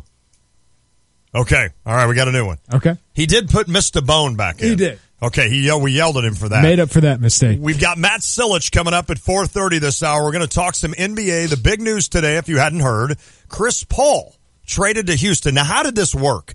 Like, Chris Paul had to agree to what? Well, Chris Paul is a very smart man. Yes. He was part of he's the Players Association president, right? Or the player representative. And he took part in these negotiations. So he knows how the cap works. And if he just opted out and signed with the Houston Rockets, he was not going to make nearly as much money. Okay. So he orchestrated a plan because he and James Harden wanted to play together. He orchestrated a plan to get him dealt to the Houston Rockets, so he will still be eligible because he didn't sign a free agent contract. His rights remain. It's all NBA salary cap talk. Right. But he will be able to make a 5-year supermax deal, huge deal that pays him $50 million more. So he's a smart man by doing this. Now, of course, the Rockets had to give something up to get him. A lot. Unlike Kevin Durant. Yes. Kevin Durant could have orchestrated a sign-in trade, so he would have made a lot more money, but he didn't want to take away from the Warriors. Fair enough. The Rockets gave up some pieces, not huge pieces. Patrick Beverley had no point of being on the roster now that you added Chris Paul. Sam Decker didn't play for them. He's more of a prospect, a first-round pick. Lou Williams was a guy they added last year, was only going to be there for a year. Right. They didn't give up a ton, but for the Clippers, this worked out pretty well for them. Yes. Given that they could have just traded or just lost Chris Paul to free agency and not gotten anything from him. So it'll be interesting to see how this works. Right. With Chris Paul and James Harden, 2 ball-dominant guards, and they don't defend that much. No, they don't. So it'll be interesting to see how this works, but I do love this for the NBA. This is going to be fun to watch, see how it goes. But I do like that the Houston Rockets, who seem to have another move in them, yes, are going for it. I agree They're with saying, you. okay, everyone else is choosing not to challenge. Like the Clippers are like, okay, let's rebuild because they got two big free agents in Chris Paul and Blake Griffin. The Houston Rockets are building up and trying to challenge the Warriors. They were one of the cool stories about the NBA. If you didn't pay attention much, the Houston Rockets in the way that, and I'm forgetting the coach now, he was the coach of the year, Mike D'Antoni, the way that they constructed that team and the fact that James Harden basically ran the team, and that team worked well. This is all based on analytics. Yes. All they shoot is threes and close to the basket. There are no mid-range jumpers, John Gross. Not at all. Right? They take that out. They say this is an inefficient shot. They don't play a lot of defense, but they, like Brad Underwood, up and down. They get up and down. The pace is up and down. They shoot the ball quickly. They're kind of built into that analytics, and it's worked for them. It's worked. Daryl Morey, their GM, has surrounded James Harden with guys like Eric Gordon, Ryan Anderson, guys who are stretched three-point shooters, and it's worked out for them. I mean, they took a huge leap last It's great. year. And James Harden, and they got the right coach to do it. Yes, they do. Mike D'Antoni yes, they do. was the guy who really revolutionized this. I mean, he's the one who started it in Phoenix, right, with Steve Nash and all those teams, got him 2 MVP awards. So he started, now that the Warriors have perfected it with the talent they have. Absolutely. And a guy like James Harden, if you're wondering, and all you have to do is look at the stats, but if you're wondering why James Harden would even be in the conversation for MVP with Russell Westbrook, it's because everything runs through him. Think about that. And I read that Sports Illustrated article about him. The fact that every time down, basically, he makes the decision on whether he'll shoot or in a split second who he's passing to. And he has to understand what the defense is doing against that offense. So here's where I ask you the question. Now, Chris Paul obviously is a guy who I think is a 9-time all NBA defensive player, on that defensive team. So he's going to help on that end. But I ask you this, on the offensive end, with James Harden basically being the guy, I know you don't know this for sure, but I want your opinion. With James Harden being the guy that always has the ball in his hands, and you bring in one of the best point guards in the NBA, really, in the history of the NBA, as a guy that's going to want the ball in his hands, how's that going to work? I think it'll be fine. You think it will? Yeah. Who wants the ball? Who gets the ball at all times? I mean, James Harden's the guy who's going to have the ball at the end of games. Okay. Right? I mean, but Steph Curry and Kevin Durant don't have an issue with it. Good point. It's a good point. You know, Kyrie and LeBron don't have a... Yep. So you can make it work. If you guys want to play together and you don't mind it, I think Chris Paul won't mind deferring to James Harden. Not at all. And what's funny is... I mean, it's going to take some time, and it might not work, right? I mean, there's a chance that those guys are less efficient with each other. They got this feeling out process, but they're two of the better... I mean, they just had a huge talent upgrade from Patrick Beverley, who's a good player, to Chris Paul, like you said, one of the better point guards in the NBA's history. And it's interesting, if you're Houston, you look at it and say, we had a great year. It worked. We had a great year, and you know what? You're never beating Golden State with that team. I don't even know if you're beating them with Chris Paul, but at least you're understanding what it takes to get to that next level. And what Chris Paul can do is draw other people. Yes. Whether it's Carmelo. Good call. Whether it's Blake Griffin. Whether it's somebody else. Right? I think that's interesting. Here's from Michael Eaves from ESPN. He said, here's some information on the Chris Paul trade. First, the micro. Paul's relationship with Doc Rivers started to deteriorate rapidly after the Clippers acquired Austin Rivers.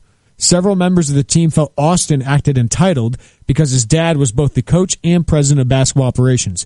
In the view of the tenured players, Austin Rivers never tried to fit in, and when players tried to address the situation with him, he still did not respond the way the core of the team wanted him to. It led to resentment within the locker room, which often played out during games. One of Paul's biggest contentions with Doc was that Paul and other players felt Doc treated Austin more favorably than the other players. He would yell at guys for certain things during games and practices, but not get on Austin in the same manner for similar transgressions. But what really solidified Paul's dissatisfaction with Doc was a proposed trade involving Carmelo Anthony last season. New York offered Carmelo and Sasha Vujacic to the Clippers in exchange for Jamal Crawford, Paul Pierce, and Austin Rivers, a deal to which Rivers ultimately said no. That event led Paul to feel that keeping his son on the roster was more important to Doc than improving the team. Wow. So ultimately, Paul lost both trust and faith in Doc. As one league executive put it, Chris despises Doc. I had no idea. I mean, Jamal Crawford's a nice player. Sure. Carmelo Anthony with Blake Griffin and Chris Paul and DeAndre Jordan last year. How fun would that be? That would be fun. You do that deal. That's based unreal. on the I mean, can you imagine? Doc Rivers, that guy. I won a championship in Boston. He did. Great there. I thought he was doing a good job with the LA Clippers. But when they did trade for Austin Rivers, his son, it looks strange. It's like, is that the best thing for both of you? Right. Why would you even want that? I don't think I would want that. I'm not sure I would want that to coach my son I mean, at that level. It's cool. It is cool. Like Hardy Nickerson and Hardy Nickerson. Yeah. Hardy wanted to play. That's and a they wanted to play whole other coach level, them. though. You know, Yes. that's not college. That's a lot of ego. There's a lot of money. That's just a whole other level. That's interesting. Well, listen, Chris Paul, how much does he have in the tank? Still a lot? I mean, Chris Paul is still one of the best players in the NBA. I remember getting mad at him. I got mad at Chris Paul when he was coming out of college because, you know, he brought in that ballyhooed Wake Forest team and Illinois sent them packing by 18 here at the Hall. One of the games that'll go down in Illinois history and Illinois lore. Chris Paul ranked 9th in player efficiency rating last Wow, he's that good still. Yep. But I got mad at Chris Paul because he came out and he was drafted, one spot ahead, I think, of Darren Williams? No, Darren was taken in front of him. Darren was taken in front of him. That's right. Let me get my story straight.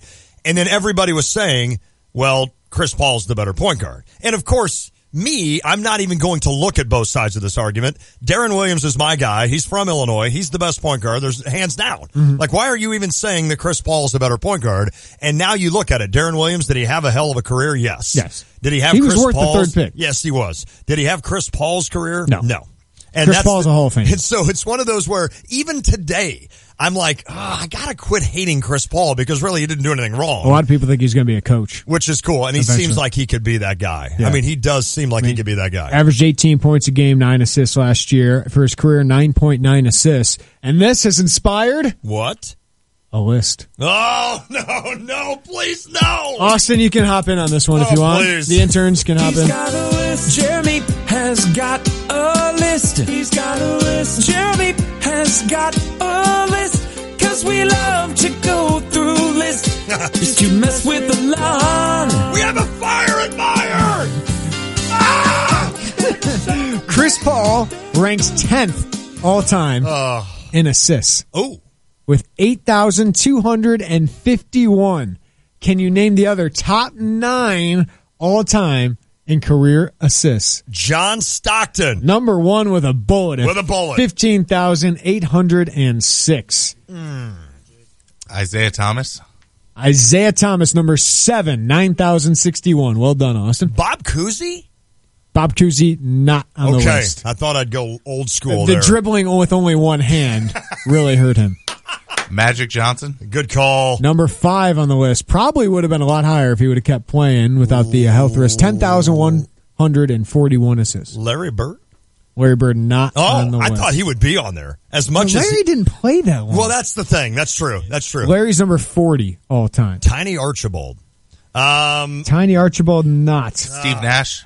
Oh, good call. Number 3 all time. 10,331. Archibald, by the way, 24, Lon. Terry says Jason Kidd. Jason Kidd, number 2 Look on at the you list. guys. 12,091. So you got Stockton, Kidd, Nash, 1, 2, 3. Magic Johnson, 5. Isaiah Thomas, 7. I'm going back to the old There's school. one more probably top 20 Nathan player of all says time. Oscar Robertson. That's it. Oscar Robertson, good call. number 6, 9,887. Dude averaged a triple-double. The remaining guys on this list, there's 3 of them. All played in the last couple decades. Okay. But not, one might be a superstar. The others were just kind of point Just guards. pretty good point guards. Mo Cheeks. Mo Cheeks not on the list. Not a bad guess. Let me think here. Derek Fisher. Cheeks is number 13, by Is the he way. really? So you're Okay. close. Derek Fisher not on the list. I'm trying to think back to some of these. By the way, Darren Williams, 19. Oh, I was going to say, is Darren, I didn't think he'd be top 10. Man, who were some of these? Let me give you one. One was a former coach, now analyst. Oh, is it Jalen Rose? Not Jalen Rose. No, he wouldn't. Jalen Rose played Mark with him. Jackson? That is correct. Mark Jackson. Say him. Number 4, 10,334. Wow. This can't be that hard. All right, another one was known for his defense more than his actually passing. Gary Payton. That's it. Gary Payton, number 8, 8,966. The glove. Number 9 on this list was the second best player on his college team, but his teammate was taken with a number 2 overall pick after Tim Duncan? Mark Price? No. After Tim Duncan, he was the second best player on his team. No. Okay. No. His in other teammate words, was taken number 2 in the draft. Right, after Tim Duncan. Right, but his teammate was a better college player. But after this guy was taken with the number 2 pick, he led his team, along with Michael Doliak, to the national championship game. Lon, I don't expect these kids to... I know. Utah guy. He just played in the league a long time. Oh, my goodness. Played for the Cavs. I think he played for... It wasn't Hornacek. Denver, Portland. Oh. He played... Scotty Skiles. I can't think of it. Andre Jordan. No, not Andre Jordan. He played forever. Yep. What was his name? Miller. Yes, Andre Miller. Good call. Nice job, David. Well done, guys, in that room. I didn't do anything on that one. That's interesting. Yeah, 11, Rod Strickland. Number 12, LeBron James. Is he really? Unbelievable. Rod Strickland. Mm-hmm. Number 11. That is interesting. So really not a lot of old school guys on that. No. Lenny Wilkins, 14. Terry Porter, Tim Hardaway. Muggsy Bogues, number 20. Muggsy. I love it. So that's a good list. Yeah, number 9 is Andre Miller, 10 Chris Paul, 12 LeBron. These are the active guys. 19 Darren Williams, 22 Tony Parker, 34 Rajon Rondo, 50 Jason Terry, 52. This guy will be up probably in the top 5 at some point. Russell Westbrook. Yes, that's a good list. That is a good list of that. All right. Oh, that's cool. All right. Listen, coming up, Matt Silich, NBA expert, and he has his own podcast now, From the Corner NBA podcast. We're going to ask Matt. Okay. Where some of these superstars should go. Because I think more guys are going to be dealt this offseason. Blake Griffin, obviously, is might be on the way out. Yeah. Him and DeAndre Jordan, you wonder if the Clippers will completely tear this thing down. Paul George, Gordon Hayward, Carmelo Anthony, Kevin Love. What's the best spot for these guys? And with Phil Jackson being fired now, how does that affect maybe Carmelo Anthony? That'll be the interesting thing to watch as we go along. All right, if you want to weigh in, 359-2255. No cracks on my list. I'm bad at it, right? It's the Tay and J Show. An ESPN Radio Mike and Mike Extra Point. The whole thing is about the owner. Yeah. And the reason that he threw $12 million a year at Phil Jackson to be the president instead of being a consultant like Jerry West is because you cannot use a consultant as a human shield, which is what Phil Jackson was for the completely incompetent owner of the New York Knicks. And that is the reason why he got paid all that money and was well worth it. It is money that Dolan will never even notice that he lost or is missing. So Phil Jackson failed, capital F, no question about it.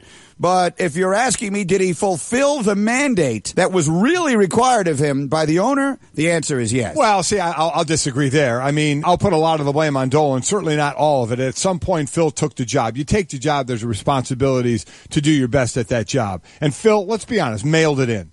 Hear more from Mike and Mike tomorrow morning on ESPN Radio.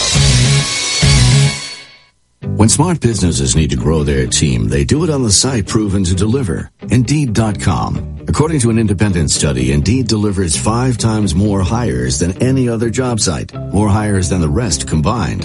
And right now we're giving new users a $50 credit to post a sponsored job, boosting your listing and relevant search results. Claim your $50 credit at Indeed.com/credit. Indeed, the world's #1 job site. Terms, conditions, and quality standards apply. Introducing the new Lucky Charms Shake at Burger King. It's a mix of hand-spun vanilla-flavored soft serve, tasty bits of Lucky Charms cereal, and memories of watching Saturday morning cartoons in your PJs. The new Lucky Charms Shake at Burger King. Relive your childhood in a cup. Maybe it's the magical marshmallow pieces flying up your straw. Maybe it's the magically delicious taste. Whatever the reason, it's a good reason to head over to a Burger King restaurant and try one now. Only at Burger King. Also, try the Fruit Loop Shake now at Burger King. Shakes available for a limited time only. Participation varies. From soccer practice to home improvement projects, your days are busy. Busey understands. That's why we offer innovative solutions to keep your financial life in order. With Busey's mobile app, deposit checks, transfer funds, and pay bills, whether you're in the boardroom or at the ballpark. Visit Busey.com or stop by one of our many convenient locations for solutions to your banking and wealth management needs. Busey, your dream, our promise. Member FDIC, Equal Housing Lender. Don't you just love the Christmas season? Me too. The preparation. Making list. Shopping list. Grocery list. Travel list. And checking them twice. The excitement in the children's eyes when they recite their never-ending Santa's wish list. And how it changes, depending upon which relative is listening. And my most delightful moments are the family get-togethers. We prepare the entire season for the celebration of the birth of our Savior, Jesus Christ. Hear the stories, feel the excitement, and be a part of His family get-togethers. Attend church services of your choice. Listen to the messages. Jesus will guide you. And for our friends and family in nursing homes and retirement villages, attend your weekly prayer services. Jesus welcomes you to His house, and He's been expecting you. Merry Christmas. Say hello to summer with Champagne Surplus. Right now, save up to 30% on the North Face, Osprey, Keen, and more great brands. Whether you're going on a 4th of July camping trip, backpacking the Appalachian Trail, or just enjoying a drink downtown, Champagne Surplus has everything you need for an adventurous, stylish summer. From backpacks and tents to sundresses and sandals, they've got you covered. So don't miss the Hello Summer Sale at Champagne Surplus, 303 South Neal Street, downtown Champaign. Going on 5 years, Rock's Place in St. Joseph has become the neighborhood sports bar and grill for a lot of folks in the area. Rock's Place is known for their delicious burgers, and they also have great daily food and drink specials. Plus, Rock's has plenty of TVs, so you can keep tabs on the Cubs and Cardinals all summer long. And while you're there, press your luck on one of Melody Music's video gaming machines. For delicious food, cold drinks, and good company, make it Rock's Place, 101 North Main Street in St. Joseph. Find them on Facebook, ROCHS in St. Joseph. The Urbana Park District presents Neighborhood Nights through August 9th.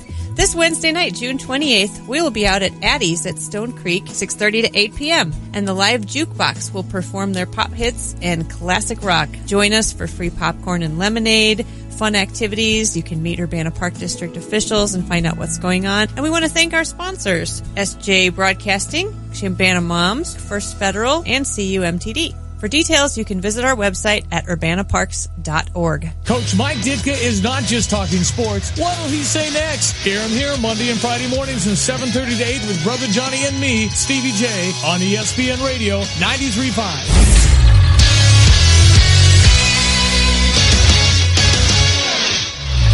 Hello, I'm Austin Birkin with the 430 Sports Center update presented by State Farm agent John Kaywood. With the service you get from State Farm, you might think their car insurance costs more, but with discounts up to 40%, you may find it even costs less. Call State Farm agent John Kaywood in Champaign, Illinois at 217-367-1105 today. Yikes, Cubs. Miguel Montero and the pitching staff gave up 7 stolen bases against the Nationals in a 6-1 loss last night. Arrieta did not do a good job of keeping people off the bases and keeping the pitch count low. He gave up 5 earned runs in just 4 innings pitched.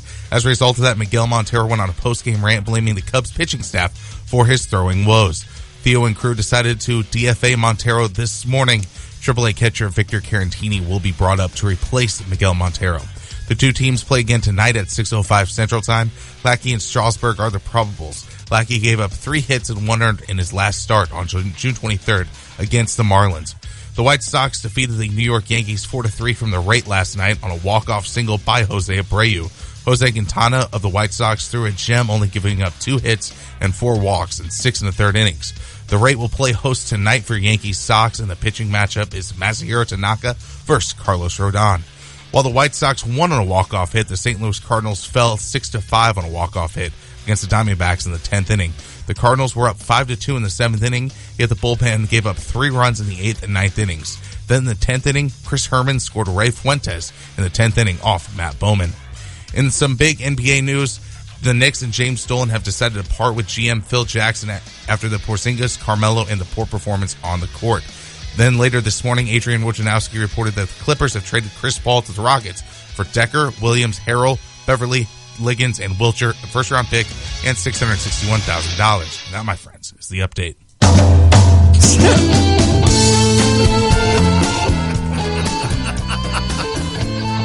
The hairy takeover of our music Taking beds. over.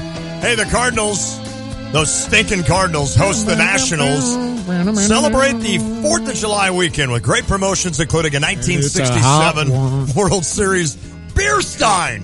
replica 1942 World Series ring, an adult patriotic cowboy hat. I know that's what Jeremy wants. Get your tickets now, cardinals.com/promotions. Mamacita. Yeah! My Spanish Harlem Mona Lisa. I know the words. That was like number one for like 18 weeks or something like that. There are on occasion a song, like there's a popular song that's like number one or whatever. There's on occasion I will listen to it and I'll be like, no. I don't know why I've still got Austin. But I will be listening to a song and I'm like, yep, nope, that one's never going to be into mine. Not going to do it. It turns on right away and you're like, what the heck were we thinking? Done. And like Mambo number 5. When that song comes on, I'm like, what got us into that Mambo number 5. Oh, that's solid, man. Just named a bunch of women. How about what's the song that I love that you sing at weddings? If it hadn't been for Cotton Eye Joe. Yeah, my wife goes nuts on I that love song. that. That's right. Tiff likes that song. I love it. When I hear it, I'm like, yes! I just start jumping around like a madman. Well, they're jumping around in Houston. I got a cousin that lives in Houston. He was pumped about this trade. The Rockets get CP3 and the Clippers get a little bit back for a guy they could have just lost. Let's talk about that and more NBA with Matt Silich, our NBA expert. Also this podcast From the Corner NBA podcast. Cool. Follow Matt on Twitter at MSilich2. You got a podcast, Matt? Tell us about this. Man. Yeah, we originally, my friend Nick Baldessari and I, who is a student at Notre Dame and a guy who's as addicted to the NBA as I am, we started doing this a year ago during the finals. We just wanted to talk about it, started up a podcast on SoundCloud, and then as the playoffs started to get ramping up this year, we decided to just go back to it and start again after a long hiatus, and we've kept it up since. We plan on going on as long as we're still caring about the NBA, which I don't really see. I don't really see that passion going away from me too soon. So yeah, you can find it on iTunes, SoundCloud, wherever. That's Very awesome. Cool. From the Corner NBA podcast. Follow Matt on Twitter at MSilich2. We'd been hearing some buzz about the Rockets and Chris Paul. One, what do you think of this move just from a aesthetics point of view? And then do you think this will work for Houston? Well, from the aesthetic standpoint, I mean, it's just awesome. This is, my favorite thing about the NBA right now is it seems like the league never stops. I mean, this is supposed to be a short down period before free agency ramps up, and we've had, a few different huge deals along with the draft over the last week or two. This is great for Houston. They have the ability now to sign Chris Paul to a long-term deal. So because he opted into his contract with the Clippers, and it's a very confusing mechanic-wise, it's very confusing this deal is. But basically, Chris Paul opted into his one-year option with the Clippers. Then they traded that one-year option to the Rockets, and because of that, the Rockets have the opportunity to offer him a 5-year deal after this coming season, whereas otherwise they would have only been able to offer him like a 4-year deal for much less money. So they probably got Chris Paul for the next 6 years because of this deal. And it also works well for the Clippers because they were able to recoup some of the value that they would have lost by Chris Paul just leaving in free agency anyway, which he very well could have done. He could have just declined his option, said, sorry, LA, but I don't want you to have anything as I leave. And that would have made it harder on the Rockets to pick him up. But it also, it would have cost them some assets, but it makes it work nicely for all sides here. Chris Paul gets a huge deal, most likely. The Rockets get one of the top 10 players in the entire game. And the Clippers get some nice value, some decent young players, some good role guys going forward instead of just losing him for nothing. So, Matt Silich, I'll ask you, how much closer does this put the Rockets to a team like Golden State? A little closer. I think the regular season effect is going to be really interesting. The fit with James Harden is fascinating because the biggest storyline behind the Rockets this past year was that Mike D'Antoni moved James Harden to point guard full time, and that means he always has the ball in his hand. That means he's really running the entire offense through that one guy, sort of like Steve Nash did back when Mike D'Antoni coached the Suns. But now you bring in CP3, who's a guy who constantly needs the ball in his hands as well. A lot of people are questioning how that fit is going to be offensively. I think both these guys are good enough off the ball, great passers.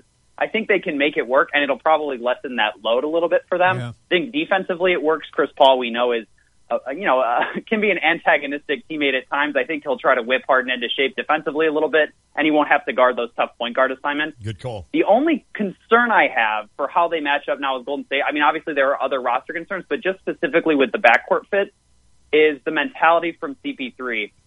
He's a notoriously tough teammate, obviously, and he's paired with sort of a non-disciplinarian coach in D'Antoni, a guy who's not really about, hardcore defensive fundamentals and effort, and a very relaxed superstar in Harden. Obviously, Harden loves to win, but he does it, offensively. He doesn't really do it defensively. So I'm curious to see how he melds in with that fit, as well as how he adjusts to a really high-tempo offense. That's something CP3 has never had in his entire career. So it's a fascinating basketball experiment. I think it'll probably be good, but I don't know if it gets them to that championship level just yet. I wonder if it makes Harden better defensively because he doesn't have to work so hard on offense. Because a couple of years ago, he was actually surprisingly decent at defense. So that'll definitely be interesting to watch. As it comes to the Clippers, actually it feels like both these teams in this deal, this is the first move, Matt. Doesn't it feel like the Clippers have another move to make and that the Rockets might have another move to make? It does. I think the Rockets in particular have a lot of interesting places they can go right now. And I'll get to the Clippers in a second, but for the Rockets to get Chris Paul in the way that they did, they maintained their status over the cap, and because of that, they had to throw a lot of extra guys in this trade. But because they're over the cap now, they are operating under that status for this summer, and that means they have two useful contract options they can send out. So they can use the mid-level exception, which is about $8 million a year, and the biannual exception, which is about $3.5 million a year. And they can use those contracts to acquire really good role players to help this team. On top of that, they can also potentially try to trade some package, including Ryan Anderson's big contract, for like a Paul George, or they could try to sign Carmelo Anthony on a short deal, or a small deal rather, after he potentially gets bought out by the Knicks. I don't think the Knicks will necessarily do that, but those are some of the options that the Rockets have now that they've made this huge offer to the Clippers. On the Clippers side of things, now the big decision is Blake Griffin's status. He opted out of his player option for this next year. They can re-sign him and offer more money than anybody else. They can offer, I believe, about 5 years and $170 million, which is a life-changing amount of money. Obviously, Griffin's already made his ton, but that's crazy. He could also go to the Celtics, the Heat, the Thunder. Some of those teams might have to sign and trade for him, but those would be, places where he could probably compete better than a team that no longer has its mainstay point guard of the past several years. So I think there's a lot of interesting options, and I think for the Clippers, it's basically a question of whether they want to go into full rebuild mode, which would probably mean either re-signing Griffin and then trying to trade him, very quickly, or, do they want to maybe just go for it again and try to sign one of these solid free agency point guards like a Kyle Lowry, like a Drew Holiday, like a George Hill, and just go for it with Blake Griffin signed back on a 5-year, almost $200 million deal again. Great information. Matt Silich, former Tay and J intern. He's now an NBA expert, and he's got his own podcast, From the Corner NBA Podcast. Follow him on Twitter, @MSilich2. You mentioned a name, and he's kind of one of those names that every time I hear it, you kind of you perk up a little bit, even though you wonder, will he ever get it done? Will he ever be in the best position to get it done? It's Carmelo Anthony. Phil Jackson gone now. What would have happened even with Jackson there with Carmelo? Can anything happen to get him to another team? Yeah, the problem with Carmelo is that he's got a couple years left on his deal. And from an organizational standpoint, you don't want to just buy him out, spend a bunch of money on him, and then see him go somewhere else on a small contract and not get anything in return, which is why it made no sense when Phil Jackson was sort of going off about, how Melo needed to move on. Melo has a no-trade clause in his contract, so he can choose to veto any option that the Knicks ownership or their general manager, whomever, puts forth. So the Knicks are in a bit of a tough spot where Melo seems to be very happy to stay, but also would like to play for a contender. But if they're going to do that, they probably have to put together some sort of trade because you can't just buy him out and give him up for nothing. Turns out that was maybe the conflict between Phil Jackson, who just wanted to buy him out, and James Dolan, who the owner of the team didn't want to just pay Melo a bunch of money to go away, essentially. He wanted to get something back. So they probably will have to trade him at this point. The question is where, and there aren't a lot of great options. I mean, a lot of people have talked about Cleveland as one of those options. I think the Rockets now are one of those options, potentially. They could trade him for Ryan Anderson and maybe a few assets down the line. But the Rockets just gave up a lot of their smaller assets that the Knicks might be interested in this giant trade for Chris Paul. So it's a bit of a tough spot. I think this Phil Jackson, the parting of the ways, or really the firing of Phil Jackson, it clears things up for Kristaps Porzingis. He's almost certainly going to stay in New York for a while now. But for Melo, the future is still pretty uncertain, and I think he could go a lot of different ways depending on what the Knicks decide to do in free agency this year. Not willing to pay Carmelo to go away, but they were willing to pay Phil to go away. What a heist Phil Jackson did with this entire thing. He's got, $24 more million coming back to him. I mean, he played this right. And so what's the future of the Knicks? With James Dolan as their owner, does it change at all with Phil Jackson gone? I think it does change. Phil Jackson, obviously a really sexy name to have at the top of your franchise, but it was pretty clear that the only thing that he seemed to get right over the past few years was their international scouting department was obviously really good because they picked Kristaps Porzingis, who's turned out to be a fantastic player, and they picked him when a lot of other teams would have gone another direction. So that was a fantastic move. But other than that, his trades have not gotten great value for the Knicks. He hasn't prioritized, the right guys in free agency. He handed out that gigantic contract to Joakim Noah, 4 years, $72 million, I think, which is just absolutely absurd for where we are in this day and age with Noah hardly being able to stay on the court. It's probably disappointing from an optics standpoint, but I think the Knicks lost their concern for optics and PR a long time ago. So they're in a tough spot, but I think it does change their future in that they'll no longer focus on this sort of archaic offensive system in the triangle. Hopefully they can just sort of rejigger their franchise's aspirations and maybe better understand the position that they're in. They need to rebuild a little bit. They can't just spend money on big free agents right now. That Noah contract in particular is just an albatross, and they're going to have to find some way out of that, similar to what the Lakers did with Mozgov. So it's a tough spot, but it's not an unsavable one. I think there's certainly there's some good GMs out there on the market as well right now, and some of those guys could do a good job with the Knicks as they are right now. Matt, it's interesting. You had two stars that we knew going into draft night were definitely on the market, and that was Jimmy Butler, who the Bulls decided we're going to deal him. Yep. Right? And the Pacers, meanwhile, have been patient. And it seems like there is a market for Paul George. It'll be interesting to see what the return for him is. Right. But how do you kind of compare and contrast the way those franchises have kind of handled that, and what do you think of what the Bulls got back? It's really interesting. I didn't love what the Bulls got back at all.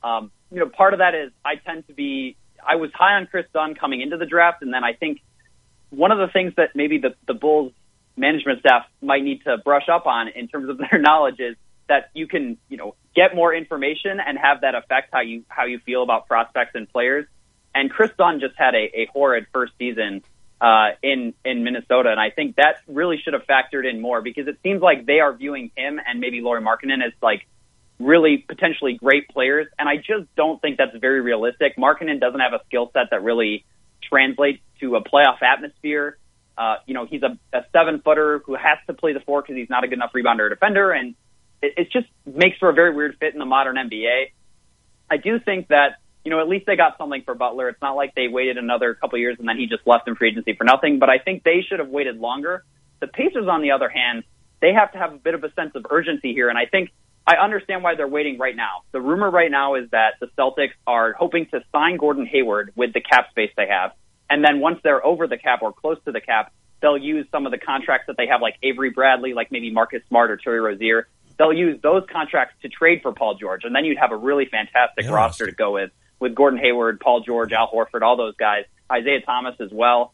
So I think that's the current plan. I think the Pacers are holding out to see what happens, and that's why maybe Gordon Hayward might be the most interesting free agent contract on the board right now, because if he goes to the Celtics, that could potentially open up the chance for a pretty legitimate super team in Boston, and a team that could probably oppose the Cavs pretty well. So that's sort of where things stand right now. I think there's still some, Kevin Love potentially in the mix in a trade. But right now the Pacers are just doing the best they can with the hand they've been dealt, which is not a great hand, frankly. We watched the NBA Finals. You realize that Golden State's the better team and will be for a couple of years. Is there anything Cleveland can do? I know Kevin Love would be that guy maybe to go and try to get an asset back. Is there anything Cleveland can do to get better? It's really tough. I think, you'd have to trade someone. It's going to be very difficult for them to accomplish their primary need, which is to get better defensively and to get more athletic. Those are the two things that they probably need to hang with this Warriors team for 7 games. I think they did a great job, and I actually think Kevin Love played a great finals. But I think there is a higher ceiling, if they happen to have a player like Andrew Wiggins right now, who was the centerpiece of their deal for Kevin Love originally a few years ago. I think that sort of player could be really useful, but those guys don't come cheap. So you're probably going to have to make a move like trading Kevin Love, sort of a Hail Mary, trade Kevin Love for a year of Paul George and see if it works. Now, I don't know if the Pacers would do that right now. I think they're just still waiting on that Boston, their dealings to sort themselves out. but it's a bit of a tough spot for the Cavs, and I don't think letting go of their really excellent GM just a few days before the draft and free agency is going to help them navigate these interesting waters. Matt Silich, NBA Tay and J expert, and From the Corner NBA podcast. It's going to be fun, Matt. It always is. I love talking the NBA owns the drama of the offseason, and I think there are a couple other big moves. We'll catch up with you soon here, Matt. Thanks so much, guys. I appreciate it. Always fun to talk to Matt Silich. I thought of this as we were talking to him. Of course, the Bulls have made the move now. You've had a few days to kind of take it all in. Jimmy Butler's gone. You're bringing other guys back. What are the Bulls going to be in 2 years? Where do they go? Bad. Where do they go from here? They're going to be bad. I mean, they're just going to tank now. Yeah. Is what their plan is. I mean, Zach LaVine, I think, can be a very, very good NBA player. Chris Dunn, I think, if you have Marcus Smart expectations as a nice role player, I think he could do that. I mean, I would hope he can be better. Right. But that year showed that he's not an offensive player. No. He's not a good shooter. People knew that coming into the draft, but they thought athletically he could do a little bit more. I haven't given up on him. I do think Lauri Markkanen can be a nice piece. Okay. I do think he can be a top scorer, and I'm interested to see how Fred Hoiberg uses these guys. But you're not winning 30 games with that team. No. Right? I mean, Bobby Portis, Denzel Valentine, that's your core right now. Right, exactly. You got to find the next superstar, and that's going to take multiple drafts and a lot of losing. Right? I mean, after Jordan, how long did that take? And they started with Elton Brand, right? And then and Ron Artest, Luol Deng. Well, this is before then. Even you before started then. with that was the third reincarnation of that rebuild. Oh, that's true. Now that it started with Elton Brand and Ron Artest, right? And then they traded Elton Brand a couple years in for Tyson Chandler, and they drafted Eddie Curry, and they started the Baby Bulls. That's right. And then that didn't work, so then they started with Ben Gordon and Luol Deng, and then they built upon that. So this could go really terribly. Yes. And even that team was a mediocre team until eventually you lucked in the number one pick and you got the next superstar in the NBA. Yep. That's what they need. They need to get the next superstar, and that includes a lot of losses. Right. But I'm happy they went. Oh, yeah. No, they went a direction. Yep. Like the Bulls won't say rebuild. That's what they're doing. They're tanking. They're rebuilding. They're going to draft in the top 5, probably, hopefully, the next 2 or 3 years. They're always one of the... It takes so long for those young guys to develop. I mean, look at Minnesota. Oh, no, absolutely. Get a couple number one picks, and it still takes a long time to develop. You still keep waiting for Minnesota to be that. The Bulls always draw so much attendance. Will they continue to do that, you think? That'll be interesting. That will be. I think that'll be something to watch because it seems like they've always done that. They've always, no matter what product they've put out there, which has always been a competitive product for the most part. But I think some fans finally hit that breaking point with Gar Forman and John Paxson. If they would have fired Gar Forman and John Paxson, brought in someone else, or even if it was just Gar Forman. Right. If you fired him, you brought in someone else, another GM, and they made this move, I think people will be more behind it. I see. Because, okay, let's see what this guy can do. New guys going in a different direction. It's just Gar Forman and John Paxson made so many decisions that leave you scratching your head. It's interesting. No one has faith that this is actually going to work. It just stinks. I'm not a Bulls fan. Look at me though. I've been in hell for how long with the Sixers? I mean, it's just one of those where you look at it and you're like, we're not going to be good. I knew that 6 years ago the Sixers weren't going to be good for 10 years. You'd love to say this is going to take, in 3 years they'll be good. You just can't. Well, what if you don't get the number 1 or 2 pick? Correct. Miss out on the superstar, you get a solid player. Yeah. And then next year you kind of get a 4th or 5th pick. Like, you need the superstars, a lot of times you need the 1st or 2nd pick. You need some luck to get them. It's crazy. 359-2255. That's how you can weigh in on the Chief Bauer text line or the Jupiters of the Crossing phone line. Again, 217-359-2255. We'll wrap up hour 2 next. It's the Tay and J Show. Oh, hey, hi, hello there. It's me, your air conditioner. You can call me AC if you want, but Mr. Conditioner is my dad's name. Okay, listen, you may have noticed that I'm using a lot of energy right now, and that's why you need to call an expert. Yep, the experts can give me a precision tune-up, so you'll save up to 30% on energy bills, and I won't have to work so hard, which is great because I'm about to pass out. At Chief Bauer Service Experts, save $41 off an AC Precision Tune-Up. Call 866-EXPERTS or visit chiefbauer.com. For expert service guaranteed. Call 866-EXPERTS. Home is where the art is. It's where every day begins and ends. It's a place for big occasions and small. Home is where stories unfold and where they are told. We may leave, but we always come home again. First Financial Bank can help you achieve the home of your dreams. Talk with one of our friendly loan officers and we'll help you find the loan that's right for you. Consider it our way of saying welcome home. From First Financial Bank. Equal housing lender, member FDIC. During warm weather, you need your AC to keep you cool. See your Champagne CarX man right now for an air conditioning performance check starting at $29.99. At CarX Tire and Auto, we can handle everything your car needs from maintenance to repair. And we'll get your air conditioning running perfectly just in time for summer. So don't sweat it. See your CarX man at any of our 3 Champagne locations for a $29.99 air conditioning performance check. All your car needs is CarX Tire and Auto. Don't worry, call the CarX man. Winning can be fun, and we love giving away free stuff, but we want to make sure it's fair for everyone. So here are the rules when competing to win on ESPN 93.5. No purchase necessary. Prize must be collected within 30 days during business hours, Monday through Friday, 8 a.m. to 5 p.m. at 2702 Boulder in Urbana. ESPN Radio assumes no liability due to circumstances beyond our control, and any prize may be substituted with a prize of equal or greater value. Winners are liable for any taxes, tips, or other miscellaneous charges associated with the prize. All contestants must have a valid ID and social security number. Our judges' decisions are final and reserve the right to end any contest at any time for any reason without notice. In the event that a contestant is found to be ineligible for a prize, said prize will not be awarded. And if you win, we reserve the right to use your likeness or voice on the radio or online, and any winners must wait 30 days to win again. Get a complete list of rules and more information on any contest on ESPN Radio at ESPNCU.com. Those are the rules, and good luck from ESPN 93.5. Protecting your home and family, you better have a plan. Keep them safe from harm with a home alarm from F.E. Moran. Home invasions are on the rise all across the land, but they'll think twice when they see the sign for F.E. Moran. Don't wait till it's too late. It's time to make a stand. Call 877-FE Moran. F.E. Moran. Alarm. Our Stevie J Broadcasting Law Enforcement Official of the Month is Mike Cervantes, a K-9 officer with his dog Hunter. How does one become a K-9 officer? Well, I was fortunate enough when Sergeant Lushin had the dog, I was in the street crimes unit with him. So as Hunter started his drug career, per se, that's when I started also.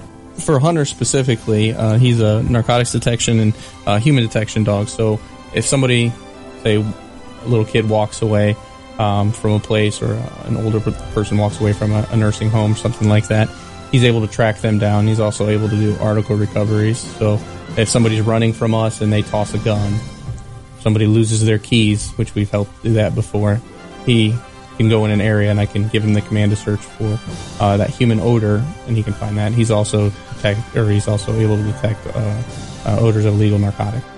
Brought to you by F.E. Moran Security Solutions.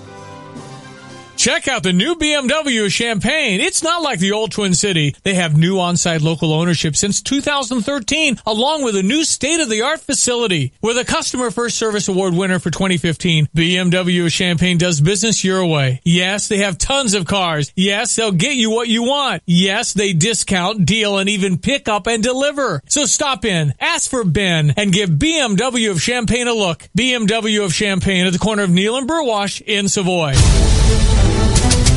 Time is running out to register your child for youth football. Go to CIYFL.com to register now. This year's championship will be held at Memorial Stadium October 15th. Also, register now and your child will receive one ticket to Youth Football Day with the Fighting Illini. Registration ends June 30th, so hurry. Go to CIYFL.com. That's CIYFL.com.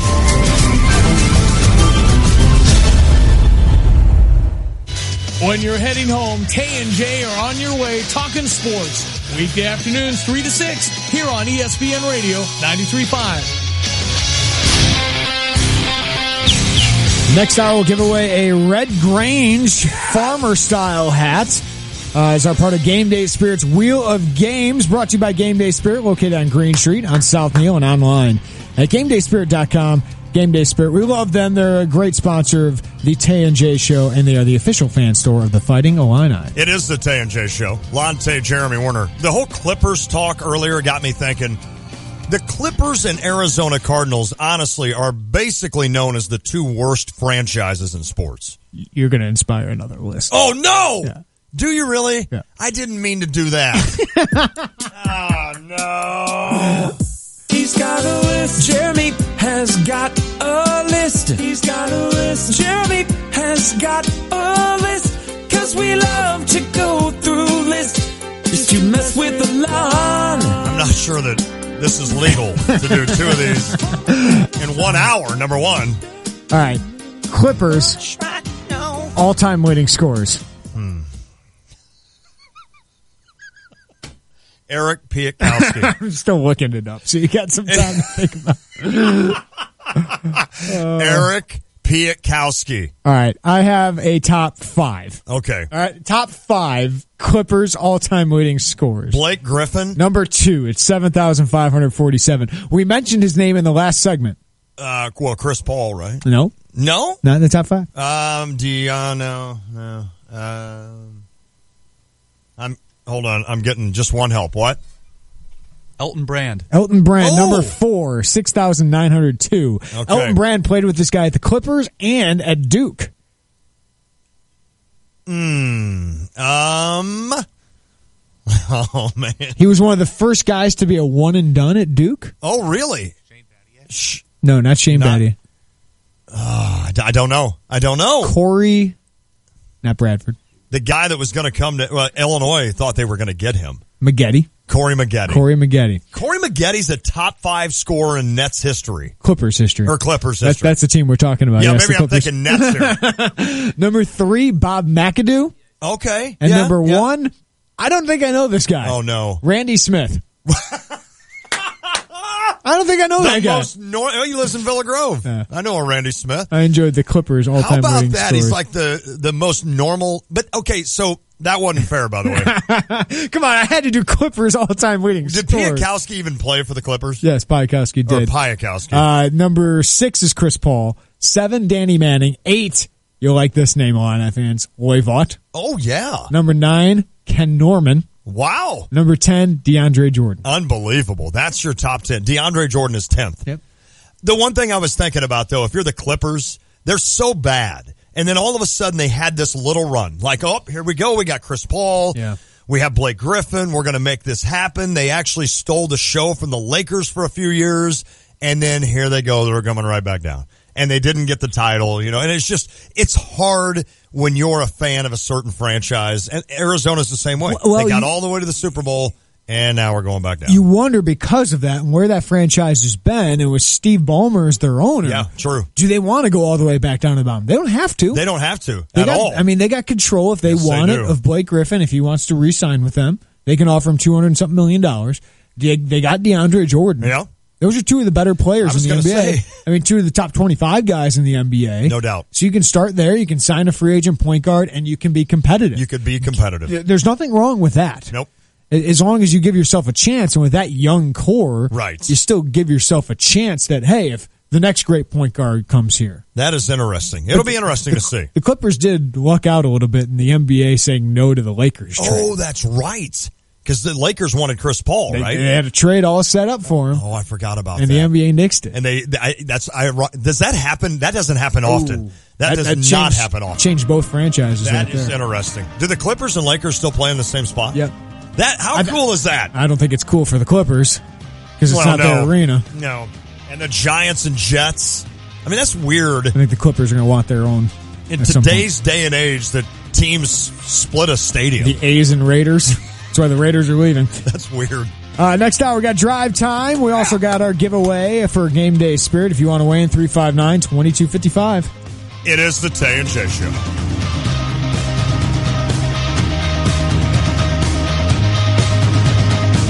Don't you just love the Christmas season? Me too. The preparation. Making list. Shopping list. Grocery list. Travel list. And checking them twice. The excitement in the children's eyes when they recite their never-ending Santa's wish list. And how it changes, depending upon which relative is listening. And my most delightful moments are the family get-togethers. We prepare the entire season for the celebration of the birth of our Savior, Jesus Christ. Hear the stories, feel the excitement, and be a part of His family get-togethers. Attend church services of your choice. Listen to the messages. Jesus will guide you. And for our friends and family in nursing homes and retirement villages, attend your weekly prayer services. Jesus welcomes you to his house, and he's been expecting you. Merry Christmas.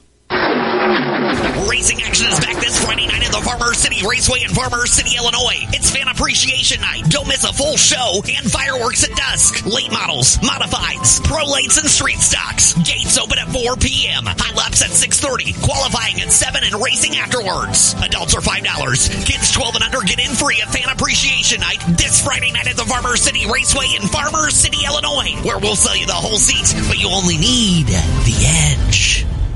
Game Day Spirit, located at 1422 South Neal Street, will be moving to the corner of Neal and Kirby in Champaign this July. Shop closeout sales and save up to 40% off before they move. Everything will be marked down at least 20% off, including name brands such as Nike, Under Armour, Adidas, Columbia, and more. These deals will be available at the South Neal Street location only from June 30th to July 9th. Shop early for the best selection. T-shirts as low as $6, 30% off headwear, and 40% off all local high school apparel. Follow Game Day Spirit on Facebook, Twitter, or Instagram to stay in the know of all things game day and all things Fighting Illini. You're listening to WSJK ESPN 93.5 Tuscola, Champaign-Urbana, your home for the St. Louis Cardinals. Tighter security for travelers heading here. I'm Jane Metzler, Fox News. With reports circulating that terrorists are trying to disguise bombs as batteries, new rules going into place for international flights. Fox's Grinnell Scott has the latest live. Jane, Homeland Security Secretary John Kelly unveiled the plan to enhance security at about 280 points of entry abroad. Many of the obvious upgrades will include passenger vetting and particular focus on larger electronics. But Kelly adds those who decide to lag on upgrades will face penalties, including a ban on electronic devices on aircraft or even a suspension of their flights into the United States. Secretary Kelly cites ongoing threats that target air travel. He called the move an effort to raise the baseline of how secure travelers feel when they take to the skies, Jane. Thanks, Grinnell. The Supreme Court signed off on partially reinstating the Trump travel ban, and it is due to take effect tomorrow morning. The court ruling visitors from 6 mostly Muslim countries must prove they have a bona fide relationship with a person or entity in the U.S. to be allowed into the country. Government lawyers now trying to determine what sort of proof will be required. More than 20 uncontained wildfires now burning in several western states. Fox's Jessica Rosenthal has the details live. And Jane, a fire north of Phoenix burning through Arizona forest land has forced hundreds of people to evacuate from the town of Mare. Others have been put on pre-evacuation notice in case the fire makes a big move. Incident management spokeswoman Gabriel Kenton says the fire has several active fronts. It's mostly north and east, but it is also creeping toward the west. And even though the wind has been blowing it more toward the east, the vegetation is so dense and so dry that it's carrying very well there as well. And she says they think homes have burned, but haven't been able to assess how many just yet. The nation's biggest. Fox News, fair and balanced. Just announced, during the Ford Summer Sales Event, get 0% financing for 72 months, plus an additional $1,000 on top of your trade-in. It's summer's hottest deal on vehicles like Ford Focus, Fusion, Escape, and Edge. Offer ends July 5th. Take on summer right with Ford, America's best-selling brand, and save big across a full lineup of Ford vehicles. Get 0% financing for 72 months, plus $1,000 on top of your trade-in. Hurry into the summer sales event, going on now only at your Ford dealer. Best-selling based on 2016 sales. Not all buyers qualify for Ford credit financing. 72 months at $1,389 per month per $1,000 financed, regardless of down payment. Trade Assist Cash requires trade-in of 95 or newer vehicle, or lease terminated 30 days prior to or 90 days after delivery. Not available on Focus RS. See dealer or go to buyfordnow.com for complete details. Take new delivery from dealer stock by July 5th, 2017. Majority Leader Mitch McConnell did not have the votes this week to get the Obamacare repeal bill through the Senate. So that vote's been postponed. But President Trump promising a big surprise coming when senators come back from their holiday recess. At least 9 Republican senators remain opposed to the Senate health care bill, but President Trump says he's optimistic that the Senate will be able to pass the measure when lawmakers return from their July 4th recess. I think we're going to get at least very close close, and I think we're going to get it over the line. There was a great feeling in that room yesterday. President Trump also brushed off Senate Minority Leader Chuck Schumer's request that he meet all Senate lawmakers to discuss a bipartisan health deal, saying the Democratic leader is not serious. At the White House, John Decker, Fox News. Senator Schumer says what the president and fellow Republicans have been proposing is not what Americans want. You can be sure if it were popular with the American people, it wouldn't have had to be pulled. And Schumer again urged both sides to work together to improve Obamacare instead of trying to cause the healthcare system to collapse. Walmart execs call this their favorite day of the year, when investors and entrepreneurs come calling. About 500 small businesses have descended on the retail giant's home office to pitch their products to various buyers with hopes of making a deal and getting their invention on store shelves or on Walmart.com. People like Jessica Gore from the Dallas area, who has been invited because of her brainchild, Tasty Clean. Think of it as edible Purell. Jessica and her husband have worked on it for years, and Walmart has made them a deal. You have to believe in your product and yourself, and just chase your dream. That's Fox's Casey Stiegel in Fentonville, Arkansas. Edible Purell? I'm Jane Metzler, Fox News Radio. She was being kind of funny. Oh, Jane. Stop it. Very incorrigible. Here's your ESPN Radio 3-day forecast. Fox News humor. Brought to you by Chief Bauer. Trust the experts at Chief Bauer Service Experts to keep you cool all summer long. Call 866-EXPERTS or visit them online at chiefbauer.com. Tonight, windy, clears up, a low of 70. Thursday, cloudy, high 90, though, a low of 72. I found a candy cane in my truck. It is almost July. They're so good. Friday, thunderstorms, high 85, low of 67. Juan is 12 years old, and it is 72 degrees and partly cloudy in Champaign-Urbana. I didn't eat today.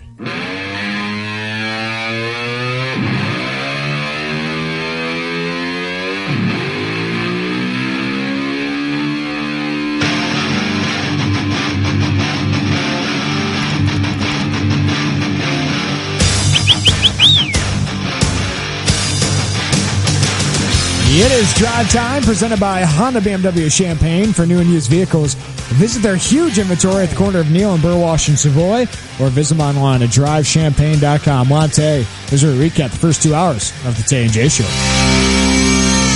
Jeremy Warner, every time I get a chance to rip on the Cubbies and make fun of the Cubbies, I like to do it. And today is one of those days, because they had a little bit of a meltdown last night after that game.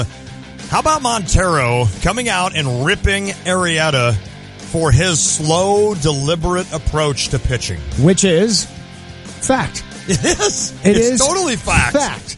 That Montero was speaking the truth. Yes, he was. Last night, however, when he ripped Arrieta for being slow to the plate, which is why the Nationals had 7 steals last night. Trey Turner had 4 himself. You love that guy. He's you good for my love that team. kid. The point is, though, Montero came out after this game and absolutely shredded Arrieta, saying, that is not my fault. That is not my fault. Why they were stealing bases, it was not my fault. Arrieta's too slow to the plate. And what's the point of that? Why do it? What's the point of that is you don't want people... You're putting yourself ahead of the team. Yeah, you're putting yourself in front of the team. That's why there's a problem with it. This is teammate 101. Yep. What you saying that and you can get your point across is, well, we've been working on getting the ball to the plate a little quicker. Right. But I got to do a better job, too, because I'm 0 for 31 throwing guys out. That's correct. Not acceptable. The whole team needs to get better at keeping runners on. Yes. There you go. That's perfect. But the Cubs, there's obvious issues with this team. I agree. And one of them was Montero, who is replaceable. Victor Caratini is doing really well in the minors. Okay. Montero had some huge hits, a veteran guy. Sure he did. The Grand Slam in the World Series, the game-winning RBI in the World Series. He came up with huge hits. So this is a loss for the Cubs. But when he makes those kind of comments, and then Rizzo criticizes Montero for criticizing a teammate, which is hypocritical. I agree. There are issues there. And I think they need to send a message. They need to send a message to a veteran. And I don't think Montero could come back from those comments. No. And if this were Rizzo saying it, I don't think there's an issue. They'll probably address it. But this you address internally. That is correct. You don't voice out loud to the media. Does Rizzo stepping up saying that, does that show you that he's the leader of this team? Yeah. I mean, he is, right? It does, and only he could... he's being hypocritical by ripping he Miggy. is, but I think he felt like he probably needed to say something. This thing needed to be addressed. And I think he's in that clubhouse. People appreciate what he said. I agree. Totally agree with that 100%. So Montero now gone.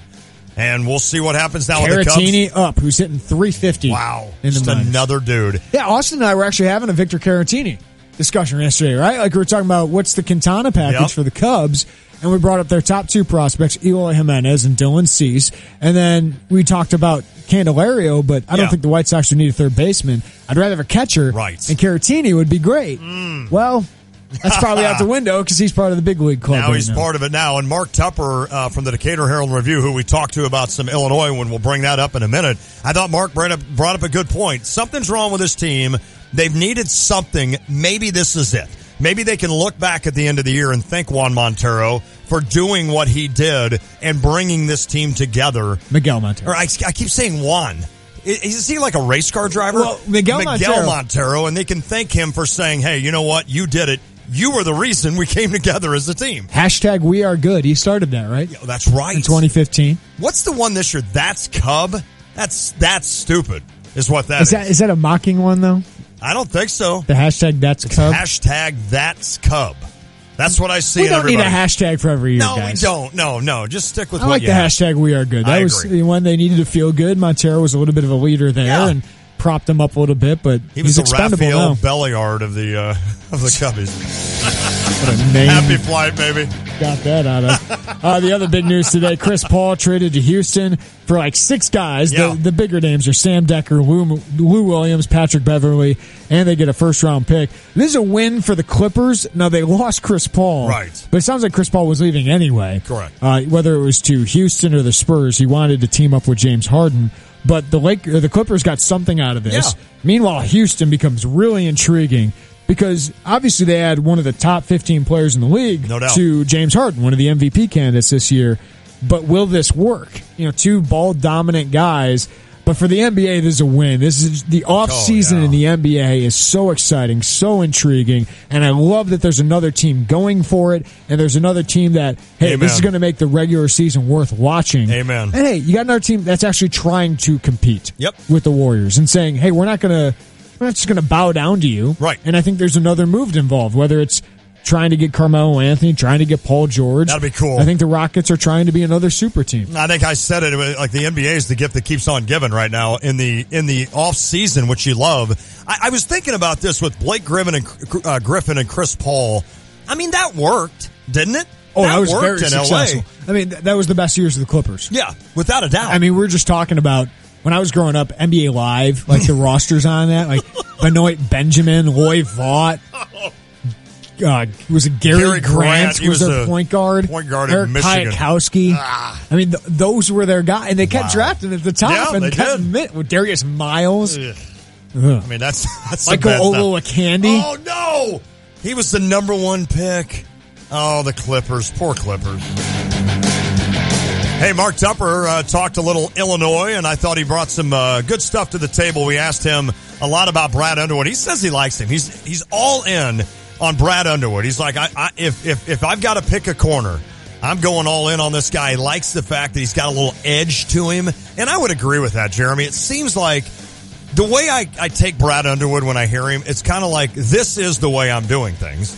And not only that, which he should as the leader of a group and the leader of a team, but I almost get the feeling it's like he's so confident doing it that I'm in. I'm like, all right, this is what I'm going to do, and this is going to work. Today I had lunch with Derek Piper from IlliniInquirer.com. And we were talking about some differences, and that's why I asked the question of Tup. That was a good the differences with John Gross, and it's just personality. And I do think that that's a nice word Tup used, an edge. Right. John was a player's coach, and his culture never got there because I think he was too loose with it. I don't think he had that edge to him. Got it. Had that meanness to him. I think John is just genuinely a nice, good guy. I think he is. I'm not saying Brad's not a good guy. No, I think right. he really is. I think Brad's not afraid to not be liked by his exactly. players. He's a driver, and he's going to get the most out of them. And I think that is what Illinois has lacked. They have lacked that edge to them, dog to them, right? They've lacked that killer instinct that you see Tom Izzo's teams have. Absolutely. That's why you wanted a guy like Jordan Goodwin. You thought he could be that dog. He could bring that toughness to the team. That's why I'll always love Ravonte Rice. Yes, I agree. I love that he brought that no matter what was around him. Yep. He brought that. And I don't think he was the issue with those teams. No. I thought he was the kind of personality, that kind of chip on your shoulder that Illinois has lacked. And I hope Mark Smith can be that. I hope some of the other kids on this team can be that, but I think Brad Underwood brings that definitely. Mark also mentioned Antigua with the fact that he can recruit internationally. That's something Illinois has never really done, and now you're even seeing it in football with a punter from Australia.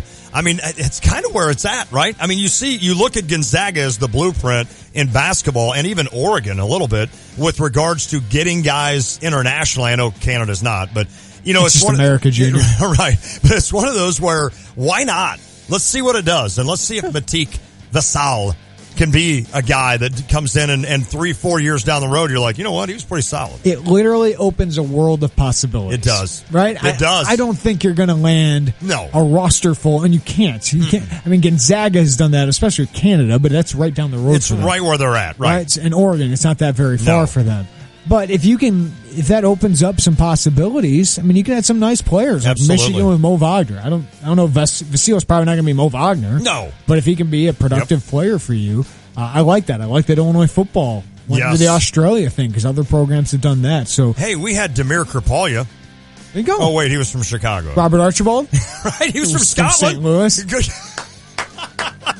That's some good dudes. Those were really good dudes. With Kujaba. Jens Kujava. Where was he from? He was Jens Kujava's Germany. There you go. How about the Blobs? Olaf and Uwe. Who did we have? We had Uwe. No, we had Olaf. We had the bad one. I know. We did have the bad one. Indiana had the good one. If only he would have come after Frozen, right? Oh, yes. Yes. That would have been perfect. It would have been. Jens Kujaba with the Kujaba Jam. That's Drive Time, presented by Honda BMW Champaign for new and used vehicles. Visit their huge inventory at the corner of Neal and Burwash and Savoy, or visit them online at drivechampaign.com. We've got a Game Day Spirit Wheel of Games coming up, and you can win a Red Grange number 77 hat. It's pretty cool. It's in the studio, I think, but you can do that next.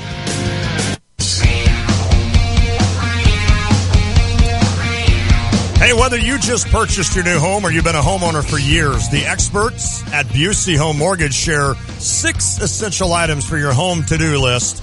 Create a budget. Home ownership can lead to large, unexpected expenses. Track your spending so you can prepare and plan for your home. Busey has an online budget tool. It's called Finance Works through eBank, and that can help you find ways to trim your expenses along the way. Protect your property. Hey, insurance is the only way to guarantee your belongings will be protected. See your insurance agent today. Prioritize your safety. Ensure all locks on your doors and windows. Make sure they work.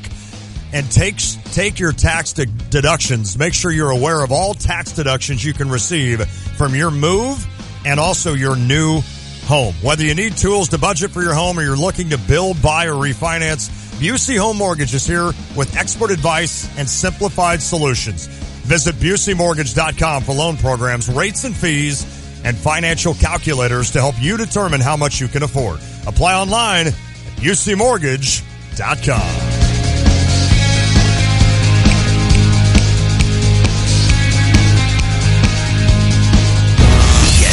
Radio Sports Beat. From Charlotte, here's Dari Noka. It's the silly season in the NBA. Around lunchtime today, news breaks from the Vertical that Chris Paul will not re-sign with the Clippers. Instead, he's off to Houston to play with James Harden. Those two teams have agreed to a trade. What do the Clippers get? Sam Decker, Patrick Beverley, Lou Williams, and what'll end up being a late first-round pick in next year's draft. So what's all this mean? 1, the Rockets have the best backcourt in the NBA, Paul and Harden, and that Harden comes off the ball and moves to the 2. Okay. 2, the Clippers had no choice. Paul had made it clear he wasn't going to stay, so do what the Thunder couldn't do last year because Kevin Durant did them no such courtesy.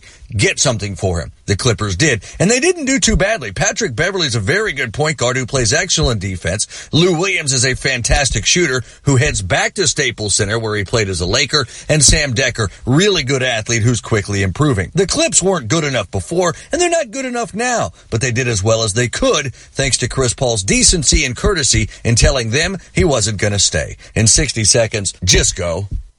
With Quicken Loans, our simple process helps you understand all the details so you can be confident that you're getting the right mortgage. Call 800-QUICKEN or go completely online with Rocket Mortgage by Quicken Loans. The rate today on a 30-year fixed-rate mortgage is 3.875%, APR 4.23%. Call 800-QUICKEN or get started online at rocketmortgage.com. Apply simply, understand fully, mortgage confidently. Call for cost information and conditions. Equal housing lender. Licensed in all 50 states. NMLSConsumerAccess.org number 3030.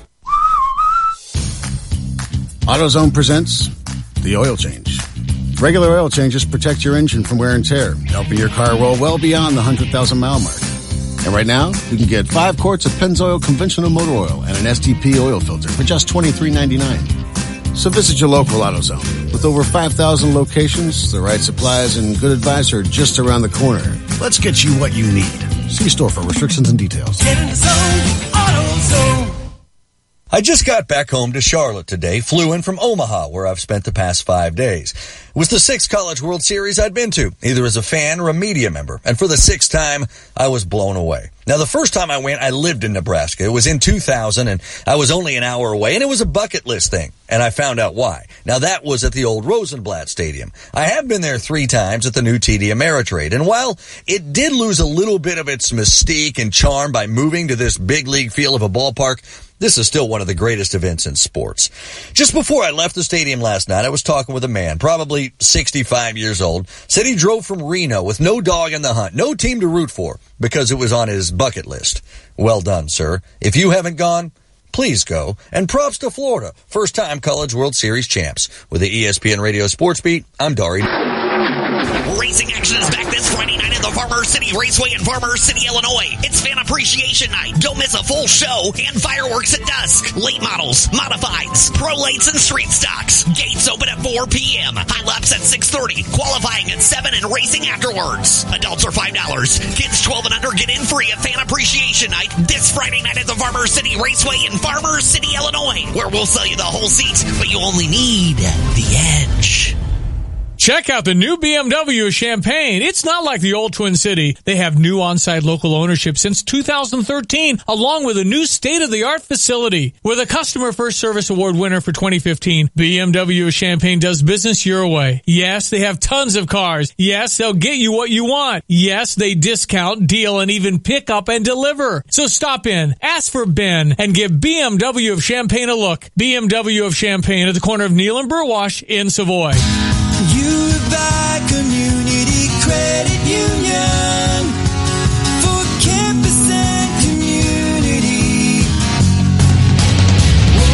When you think about summer, what comes to mind? Sunshine, picnics, ice cream, and double points. That's right, double points all summer long with the Illini Visa Rewards Card and the U of I Community Credit Union.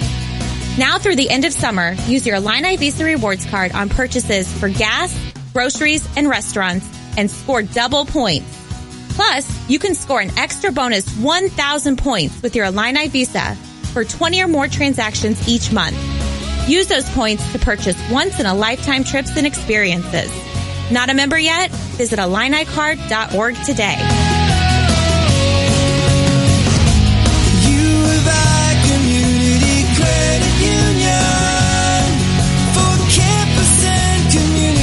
Sure, we've been called a mom and pop store. We take it as a compliment. After all, we are family owned and operated with 2 generations actively involved, and 5 of our team members have been with us for around 20 years each or longer. We run our business with old-fashioned customer service as our foundation, and we wouldn't have it any other way. Add our great selection of hand-picked mattresses, all proudly made in the USA at guaranteed lowest prices, and we're sure you won't find a better deal anywhere. Visit us and experience the Illini mattress difference today. Your 4-legged friends need protection too. Pet insurance from Pekin Insurance covers cats and dogs at least 6 weeks of age or older as an enhancement to your homeowner's coverage. Choose between $2,500 or $5,000 worth of coverage for a variety of pet health services. You can even take your pet to the veterinarian of your choice. Learn more at PekinInsurance.com or ask your local agent about how to protect your furry family members. For pet insurance that is beyond the expected, contact Pekin Insurance today. Hi, it's Stevie J. Start your day with me along with Diane Ducey, weekday morning 7 to 9, here on ESPN Radio 93.5. It is the Tay and J Show, ESPN Radio 93.5. Lon Tay, Jeremy Werner. If you'd like to weigh in this hour, you can do so via the Jupiters at the Crossing phone line or the Chief Bauer text line. That number is the same, 217-359-2255. Lon, we have done a good job avoiding the Cardinals so far today, besides talking about their bullpen. Blowing up a meltdown. Great Carlos Martinez start. Carlos Martinez starting to get the Jose Quintana treatment. Yeah, no doubt. Where he's phenomenal, but can't get a win. Can't get a win out of it. Which is why the win doesn't matter. No. The Cardinals have optioned Aledmus Diaz to AAA Memphis. Wow. They're trying different things, aren't they? I mean, Aledmus Diaz has scuffled all year. He doesn't look... Does this surprise you? No. No. Because, I mean, he was shockingly good last year. Right. He had over 300, had some power. I mean, if he had this line last year, 260, 293 OBP, 396 slugging, 7 homers, 20 RBI, 30 runs, that would have been like, okay, yeah, that's about right for a guy who hasn't played much in the majors. I agree. He didn't have high expectations going into last year, but kind of because of injuries, got thrown into that role last year. But still, this is another guy that they thought was going to be a key piece, right? Like Grichuk, that now has to go spend some time at AAA. And it is funny how he'll change. You know, they drafted like Delvin Perez. You know, they think that'll be the future shortstop for the Cardinals. But you see a year out of Diaz last year where you've got a shortstop that decent range, decent defense, but he hit the ball and he got on base and he hit for power. And you automatically start thinking as a Cardinals fan, hey, we got our shortstop now for a few years. We're good. We're set up. We're golden. Yeah, that's a Gordon Beckham for the White Sox. Correct. And then you look at it this year and it's like, you know what? Maybe not. Maybe we don't have our shortstop. I don't know. I guess Paul DeYoung, you try him at short. I mean, I don't know. You know what would have been nice?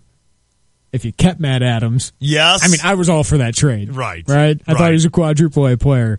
He's turning himself into a nice little player with some opportunity at Atlanta. They're moving Freddie Freeman to third base because Adams is playing so well right now. Isn't that funny? But yeah, if you could have had Adams at first, move Carpenter to third, Jerko at short, and Colton Long at second. And Colton Long at second. I would be nervous of Jerko's range, but you know what? He could get the average ball. I mean, I think he came up as a shortstop. Peralta. Right, exactly. So, yeah, I mean, you think about it this year, you had 2 shortstops. Peralta gone, Diaz now in AAA. I mean, it has not been a fun year for St. Louis. Fowler's hurt, Piscotty's. Fowler's hurt. I would imagine Mizalok and Matheny are just pulling their hair out right now, especially Matheny. Keep playing Tommy Pham, though. Yep, he's playing well. He really is. He's playing well. Paul DeYoung, nice start. Yeah. 284, 5 home runs. 1 walk to 28 strikeouts. Oh, my. And he's not exactly 28 a power strikeouts hitter. and 88 at-bats. Yeah. I don't think that average is in that slugging is there to stay. That's not very good at all. Well, it'd be interesting, though. I assume he will play short. All right, it is time for our Game Day Spirit Wheel of Games. Game show music. There you go. Nice. I hit it and it wouldn't go. Come on, game show music. You can win great Illini apparel, gear, and novelty items each week with the Tay and J Show. It's Game Day Spirit's Wheel of Games. Wheel of Games. Game Day Spirit located on Green Street on South Neal and online at GameDaySpirit.com. Game Day Spirit, a proud sponsor of Tay and J Show and the official fan store of the Fighting Illini. What you got for me today there, Uncle Jer? I'm giving out a Red Grange hat, number 77. It looked nice on a farmer. Yeah, it looks like a I know what you're saying. hat. It's got like the netting in the back. But it's stylish. I tweeted it out if you want to see it at J Warner Scott. Yeah, I agree. But I have made it. A little difficult question today. This was I like this. In honor of Red Grange, who's really became a superstar when he ran for 4 touchdowns against Michigan on October 18th, 1924. I remember that game well. It was rare back then that they scored 4 touchdowns in a game. Yes, it was. But it's even rarer at Illinois to run for 4 or more touchdowns. Of course, Howard Griffith did it against SIU come on. in 1990. 8 touchdowns that day. But 8 touchdowns. So Red Grange, Howard Griffith, both with 4+ touchdown games. Only one other Illini has ran for 4 or more touchdowns in a game. That is interesting. Are we texting in? First one to text it in at 217-359-2255. That's 359-2255 will win the Red Grange hat. So Red Grange, Howard Griffith are 2 of the 3 Illini to run for 4 or more touchdowns in a single game. Who is the other Illini? I will give you a clue. Okay. This millennium. Okay. I was ripping through a bunch of running backs that I covered at Illinois. And I was you probably covered this game. I did. Yeah, I probably did, actually. Who was it against? Indiana. Okay. And it was here. It was here against Indiana. All right. 359-2255. I thought we were going to do it in concert there. All right. Are we able to do this game, or can we do the update? Because Austin's looking, but I guess he can do it, right? Austin, you ready, my friend? He is ready to go. 359-2255. Need your answer for a Red Grange hat. Hello, I'm Austin Berkman with the 530 Sports Center update presented by State Farm agent John Kaywood. Hello, Austin. I just want to say it back. Oh, hi, Austin. You said hello. I just want to say it back. How's it going, guys? Just a nice guy. Just a nice kid. It's a good show so far, guys. Thank you. Appreciate it. All right, I'll go on with this update. At State Farm, when home and auto work as a team, you score time and money. Call State Farm agent John Kaywood at 217-367-1105 today. Yikes, Cubs. Miguel Montero and the pitching staff gave up 7 stolen bases against the Nationals in a 6-1 loss last night. Area that didn't do a great job of keeping people off the bases and keeping the pitch count low. He gave up 5 earned runs in 4 innings. As a result of that, Miguel Montero went on to a post-game rant blaming the Cubs pitching staff for his throwing woes. Theo and crew decided to DFA Montero this morning. AAA catcher Victor Carantini will be brought up to replace Miggy.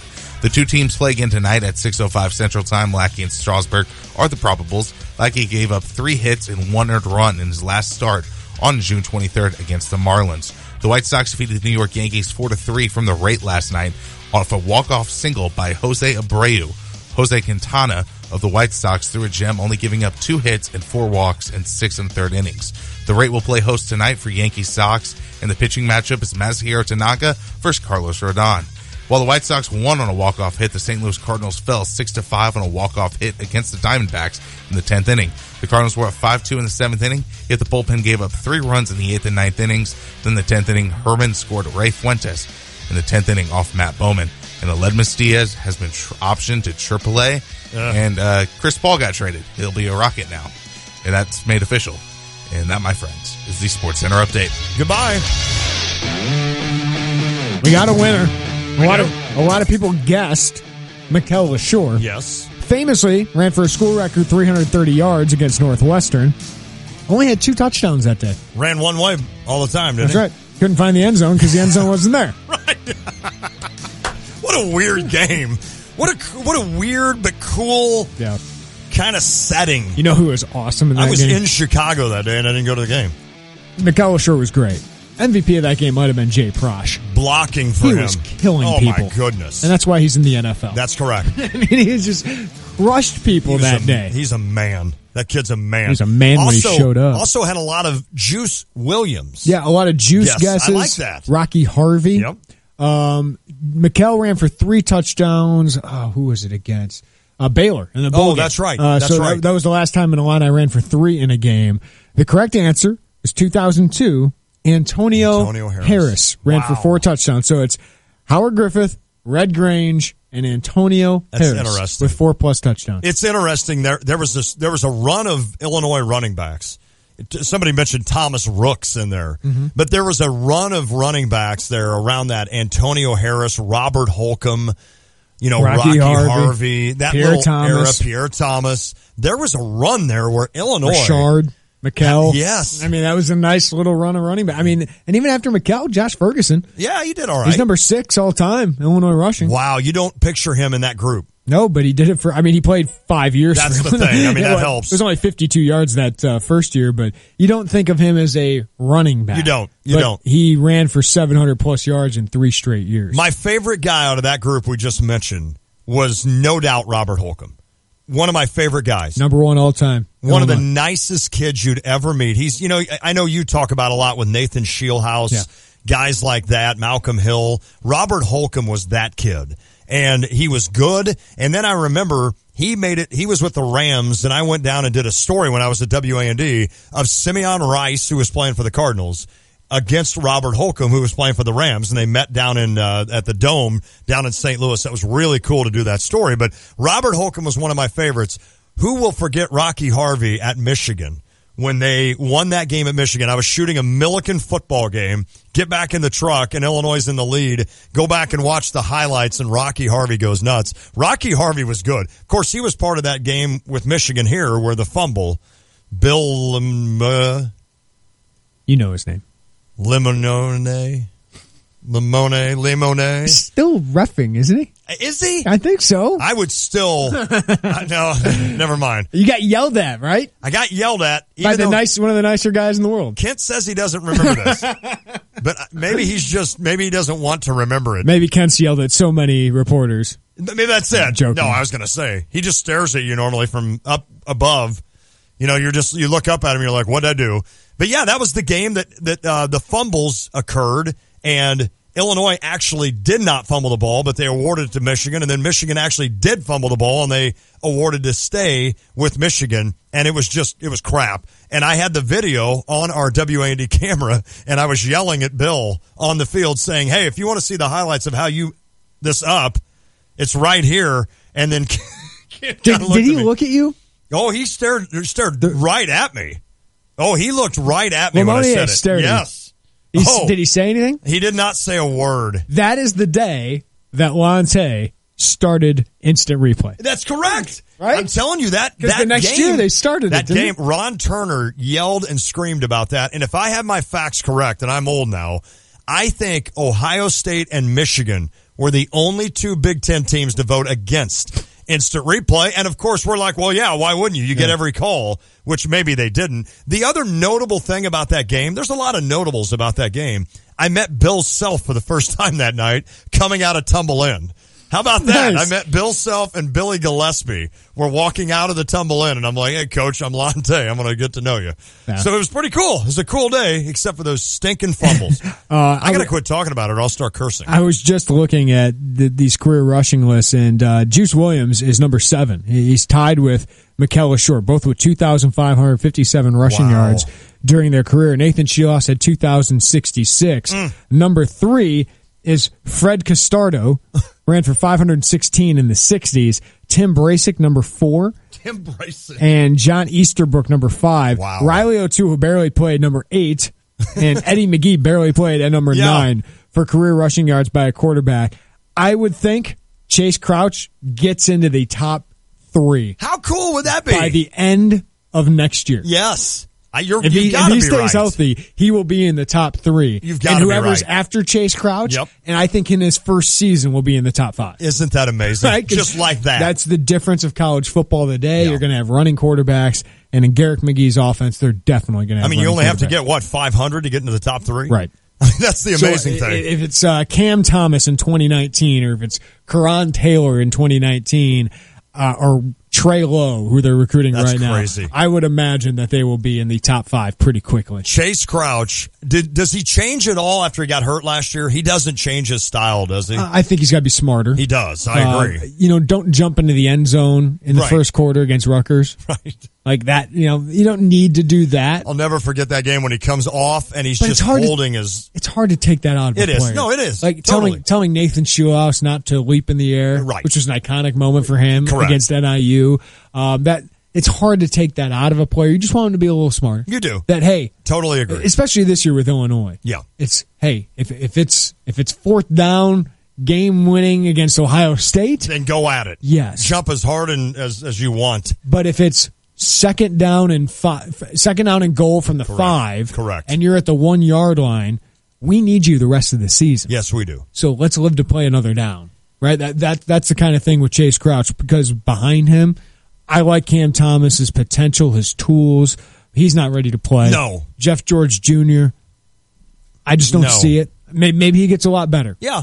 But I just don't see it as a Big Ten quarterback. I mean, he's a walk-on. Yeah, right, exactly. Right? I don't think Dwayne Lawson's going to be here this season. Is he even going to be here? So, and I don't think he'd be ready to play even if he gets here in August. So you need Chase Crouch healthy on the field. Yes, you do. That is going. Will that be your biggest storyline going in? More so than Dudek. I agree. Chase Crouch is the story of the season for me. Because, one, let's see what he is to see if he can lead them to any kind of success, because they're going to need it out of him. Yes. Because if Jeff George is out there, I think this could be a 2-win team. Okay. If Chase Crouch is out there, could it be a 4-win team? Could it be a 5-win team? That intrigues me. And Mikey Dudek is a huge part of this season, but I think Chase Crouch that kid gets to play. It's the most intriguing part of the season, but Chase Crouch is the most important player on this team. I see what you're saying. Yeah. Because of what's behind him. Yep. And what he did when he was in the game last year. He inspired people around him. He gave them a different dynamic to the offense. Totally did. Even if he doesn't throw all that well and that accurately. But when he was in against Purdue, that's the best I've seen him throw. Exactly. It's the best anyone has seen him throw in that Illinois program.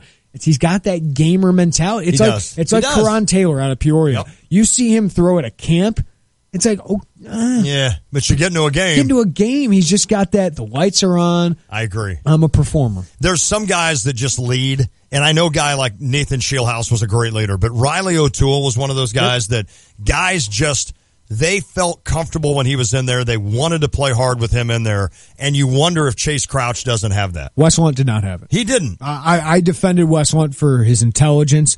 I thought he was much better in his stats because I didn't think his team around him was good for him. I don't think the scheme around him was good for him last year, but there is a quality that we don't account for when you talk about just stats. Yep. All right. A David Ross factor. Are the Cubs dealing with that now? That you just have him in your culture.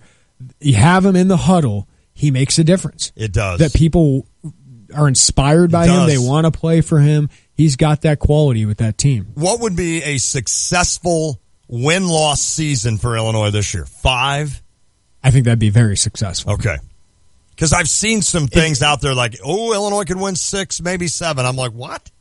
If they did that, oh my goodness, that is a hell of a coaching job. It'd be unbelievable. It would be unbelievable. I mean, because everybody would have to be at their top. I mean, I hate Malik Turner and Mikey Dudek would have to go for huge games. Kendrick Foster would have to continue to do what he did last year. Let's do a little exercise here.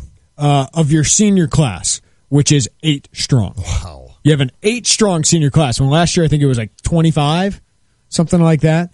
So an 8 strong senior class. Which of these guys are big time or can make an impact? Are solid Big Ten players? Okay. Kendrick Foster. Yes. Nate Eckerd. No. Could be a solid tight end fullback, right? Maybe blocker. Yeah. But he's not a big time impact guy. Malik Turner. Yes. That's 2. Christian DeLauro. Yeah. Jordan Fagan. No. Jamal Crawford. Yeah, Jamal Crawford. He just got traded. Not Jamal Crawford. James Crawford. Oh, James Crawford. That's where I was struggling. James could be, couldn't he? I think he's a situational pass rusher. Okay. Big time impact, probably not. And you're right. I mean, he could be the guy that could have an impact because we don't have any pass rushers. I'm saying who can be a star and who can be... Not him. Right. Jalen Dunlap. Yeah. Yes. Absolutely. Amari Hayes. No. That's 4. Wow. Right? Okay, so let's go to the juniors. The whopping 13 strong. 13, okay. Chase Crouch. Yes. Austin Roberts. No. Sam Mays. No. Not willing to go there yet. No. There's some intriguing things. Waiting, there. yes. Nick Allegretti. Yes. That's a very good Big Ten player. Tito Odenigbo. He's right on that edge. Role player, right? Role player. There's nothing wrong with that. No. I'm just trying to find. No, he's not going to be an impact guy. Who are your difference makers? No, you're right. Sean Adesanya. No. He intrigues me. Yeah. You've liked him. We haven't seen him on a field. Okay. He looks the part. He does. But we haven't seen him on a Big Ten football field yet. But I'd have to say no to that. Henry McGrew has just moved to tight end. No. So that's not an impact. Julian Jones. Not willing to go there. No. I want to, but no. Delshawn Phillips. Maybe. Trey Watson. Yes. Yeah, that's my boy. Good Big Ten player. That's my boy. Julian Hilton. No. Chris James. Hilton showed some things early last year. So did Chris James. Julian Hilton's one of the best athletes on the team. They both had like moments last year during that season, but they not willing to call him difference faded away immediately. Chase McGoffin again. Fade away. Okay. No. So we had 4 seniors that we named as impact difference makers: Chase Crouch, Nick Allegretti, and Trey Watson. And those aren't difference makers on other Big Ten No, teams. not at all. Maybe Malik Turner, maybe Kendrick Foster, maybe Christian DeLauro. Maybe. And maybe Nick Allegretti. Wow. Which of those guys is starting at Iowa? Which one of those guys are starting at Iowa? Probably Malik, Allegretti, and Malik. And DeLauro. And DeLauro, probably. I don't know, though. I don't think both offensive linemen Jalen Dunlap, maybe. Maybe. They just lost Knight. That's almost a better way to do this exercise. Who starts? It really is. Who starts for Iowa? Who Trey starts for Watson, Iowa? maybe. Maybe. Delshawn, maybe. Mm-hmm. They didn't recruit him. And then you go to the sophomores, which are 20 strong. The guys I would think are difference makers: Mike Dudek, if healthy. Sure. Gabe Megginson, maybe. Wow. Jamal Milan. Yeah. Kenny Jackson, I think, would be a role player on most teams. You like that guy. I mean, you're going to have some guys step up. Stanley Green, Pat Nelson. Who's your Cameron linebacker Watkins, that I keep waiting? Dele Harding. Yeah, I think he could be a player. There's when you get to the sophomores and freshmen, there's a lot of intrigue. There is. But I'm just talking about you go into the season, you go, that guy's definitely a difference maker. That's scary. Yeah. I mean, that guy's definitely starting on Iowa. Oh my goodness. Or Wisconsin or something like that. Could be a long year. Those are the teams you're going against. Exactly. So I did that exercise because that's why I will probably pick this as a 3-9. Yeah, team. that's probably true. I mean, I think that's fair. Worst case scenario, I can see a 2-10 team. Yeah. Best case scenario, if you want to pull off a 5-7 season, 5, that'd be great. But I'm not picking them to do that. No. I think that might be your best case. I think 4-8 would be a solid season. Yeah. I mean, that's the expectation that I think you should go into next year, and it's no slight to Lovey if they do that. No, not at all. Not at all. You have one recruiting class. Yes. You've had one. I'll ask you, who represents Illinois at Media Day? Ooh, Dudek? Foster, Turner. I'd say Foster, Turner, Crouch. Okay. Not Mikey? I would take Mikey there. Yeah, I mean, he'd be the story. Yeah, I mean, he'd be the story. I think Crouch and Mikey should be there. And Foster's really good, yeah, so I'd send him. But Malik Turner deserves to be there, too. No, I agree. I think Malik can be an NFL player. I was going to say, he's the only one we mentioned that could be an NFL player? No, Christian DeLauro. I think could be an NFL player. I think Jalen Dunlap has a chance. Okay. He's got the size. That's another way to look at it. He's got the size. Who can be drafted? Who could be drafted? I think Malik will be. Malik, I thought since his freshman year he's got a body that an NFL body. Unless Foster's running a 4.4, I don't think he is. No. DeLauro, Turner. He would have to get bigger, wouldn't Dunlap. Foster's 5'6", doesn't help him. No, I mean DeLauro. He's big enough. Is he big enough? Thick? I mean, he's got to get a little stronger. He's tall. I mean, we know that. Nick, maybe eventually. Yeah. Wow. That's the upperclassman I see with that potential. And you've got that for, and Dudek. 2 more years, essentially. 2 more years. But, while you wait to develop. When Ricky Smalling's a sophomore, I think he could be a star. Yeah. I think Ricky Smalling's going to be good right away. Okay. Right? I think that's an impact player next year. I do think some of those other freshmen they're definitely going to play. I mean, I think Carney, Roundtree are definitely going to play. I think some of those Nate Hobbs and Tony Adams could play. I think those running backs, Bonner and Epstein, can play, though you got some good running backs this year. Carmine Green's going to play. Yes. So there's excitement watching those guys, and there's some excitement with some of these sophomores. Sure. But I'm just saying, if you don't have the juniors and seniors You're that not can gonna win stack in the up Big against Ten. Iowa and Wisconsin, You're not going to win in college football. I don't think you have much of a chance to win against the top half of the Big Ten. It will be interesting because Lovie Smith will not hesitate to play these young kids, and he's not doing it just so he can tell other recruits, hey, I'm playing young kids. He has to. Yeah. He has to for depth. And to me, that's intriguing. It is. But if people are going in, like last year, I thought 6-6 was doable. I did too. But the injuries happened, and once they lost Dudek, I'm like, I'll go to 5-7 with this team. Ugh. But they had Smoot, and they had Phillips, and they had Hardy Nickerson. They had some and NFL guys. They had some experienced guys up front. Austin Schmidt, an offensive lineman. Right. They don't have that this year. No, they don't. Well, hey, when's football start? We got a lot of summer left, don't we? I think there's a lot of intrigue to see some of these young guys. It will be. Most teams in a second year have 2 of those classes. Illinois has 1. Yep. And then eventually you like that sophomore freshman class. Those 2 classes combined, if they stay together, if everybody if everybody kind of makes it through, and there's always a lot of that in college football, whatever the word I'm looking for. Attrition. There's going to be a lot of attrition, I think, from the current sophomore and redshirt freshman class. You think so? I mean, there already has been. So. Okay. Well, it'll be interesting to see because you hope that those two classes are kind of the glue classes, in other words, that down the road you look back on and say they kind of got us rolling. I'm not trying to be pessimistic. I'm just trying to be realistic. No, I mean, you are realistic. So people with 6-6 expectations, I think you're setting yourself up to where those are the coaching staff would say those are high expectations. No, amen. That stinks too. But I mean, it was expected when Lovey got here, right? I know, but it just stinks. It still stinks. Going through it, just like the Cubs rebuild, is a lot harder than people like. You're saying, okay, in a couple of years, but those couple of years can be tough to watch. But you have Chase Crouch. Yep. You got Mikey Dudek, Dre Brown, Ricky Smalling. Some of these younger guys. That'll be fun. The offense, I think, is going to be really intriguing next year to see what they make of it. But there's a lot of inexperience. There's especially up front, and then the defensive line's just so right. And it will be intriguing to see Mikey Dudek back out there. And I hope that kid has an injury-free year. Just let him have an injury-free year, and we'll see what happens. Let's see if he and Chase can get a nice connection. I mean, you've got Malik Turner out there. You have a Ricky Smalling. I mean, you've got some receivers that can get open. Carmani Green. I mean, I don't know. I mean, and Kendrick, like you said, I think the offense could the skill score. Players are interesting. They are. If Chase is on the field. 359-2255. We didn't mean to depress you. I just feel like you mentioned somebody saying 6-6. I'm like, really? Yeah. That's too much. Hey, by the way, somebody said I thought the first time Lante met Bill Self was in his office when he showed me a letter. That's the first time I interviewed him. Okay. But the first time I actually met Bill Self was walking out of Tumble Inn. I wouldn't say I really had a conversation with him. It was more of a, hey, what's up, coach? I'm Lante. And he's like, you're him? You're Lante? You're Lante? I'm like, come back in here and buy me a beer. But no, that was the first time I really had a chance to talk to Bill Self and interview him. It is the Tay and J Show. Hi, I'm Troy Lands from Lands Heating, Cooling, and Plumbing. Lands is your local Mitsubishi Electric Diamond dealer. Our technicians are experts at solving your comfort needs, one room or your whole house. Let us show you how a Mitsubishi Electric Heating and Cooling System can save you money now. Your comfort is our priority. Call Lands today at 1-800-AIR-REPAIR or find us online at landsinc.com. I'm Troy Lands, and you can count on my company because you can count on me.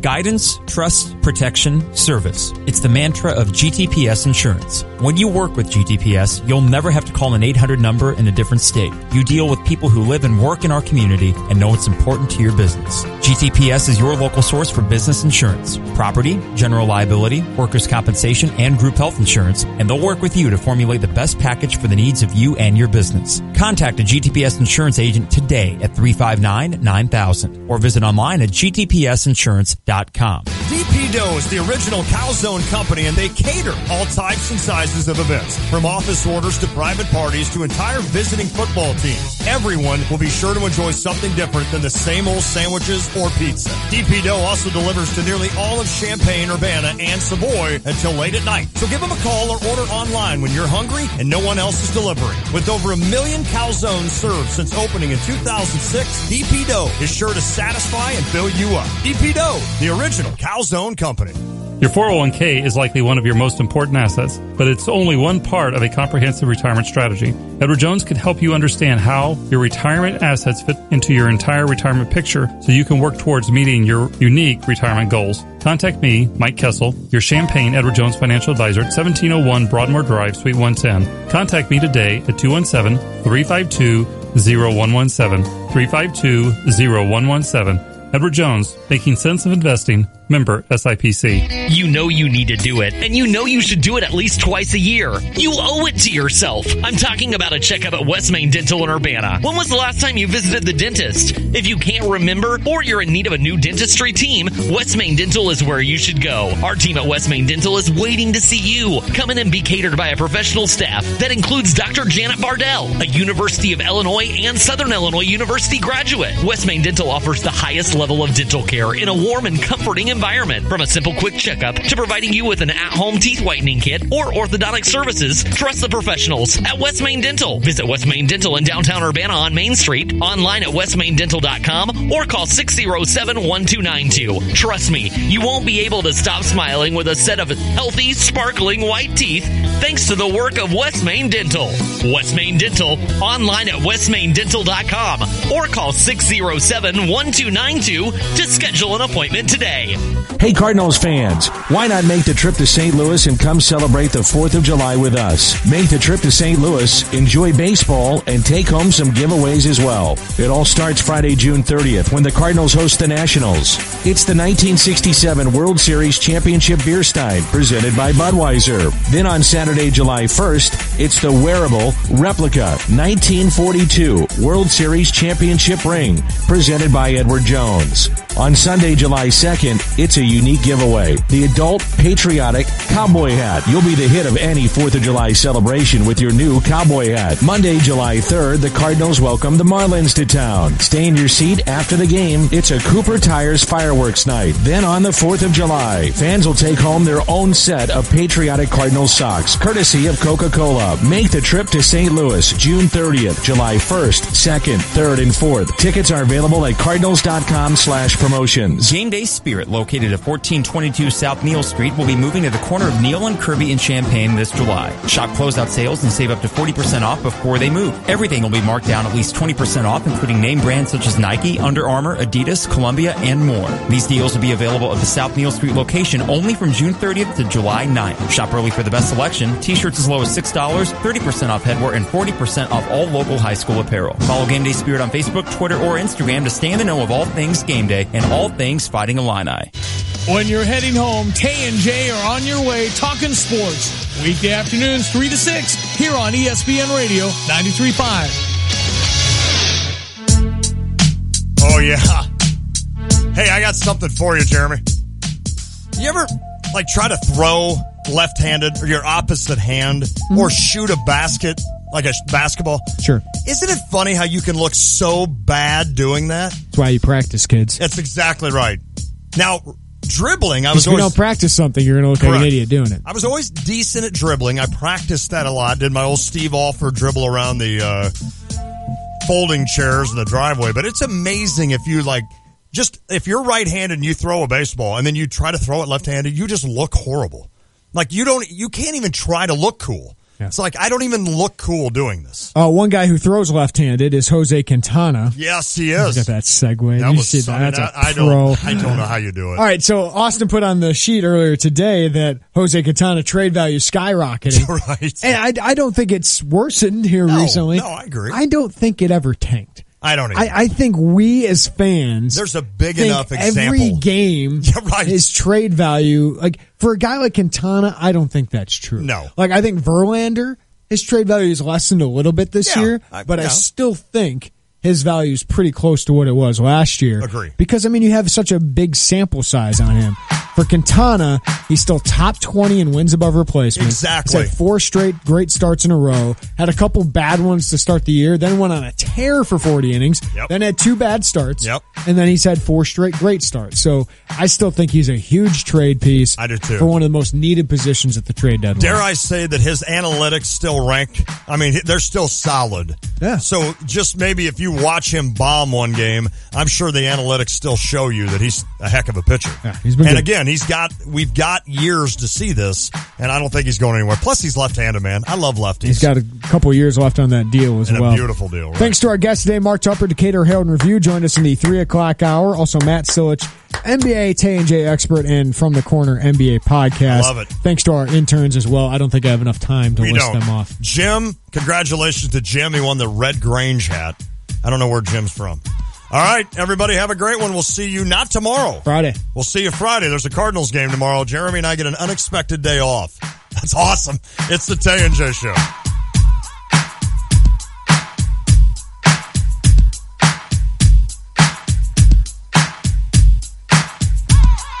Hey, it's me, your old AC.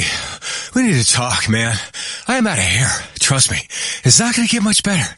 I need to be replaced. Call the experts and get a new air conditioner that will save up to 50% on energy bills. Go ahead, do it. I'll be right here. Whew. At Chief Bauer Service Experts, save up to $3,100 on a new home comfort system. Call 866-EXPERTS or visit chiefbauer.com. For expert service guaranteed. Call 866-EXPERTS. Join the Champaign Center Partnership Thursday, June 29th for 13 Thursdays and their Campus Town Pub Crawl. Registration is just $20.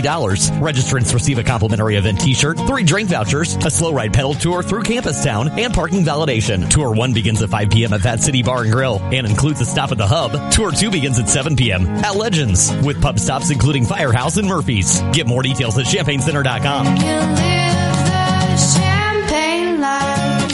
The Campus Town Pub Crawl, part of 13 Thursdays, presented by the Champaign Center Partnership. Our Stevie J Broadcasting Law Enforcement Official of the Month is Mike Cervantes, a K-9 officer with his dog Hunter. How does one become a K-9 officer?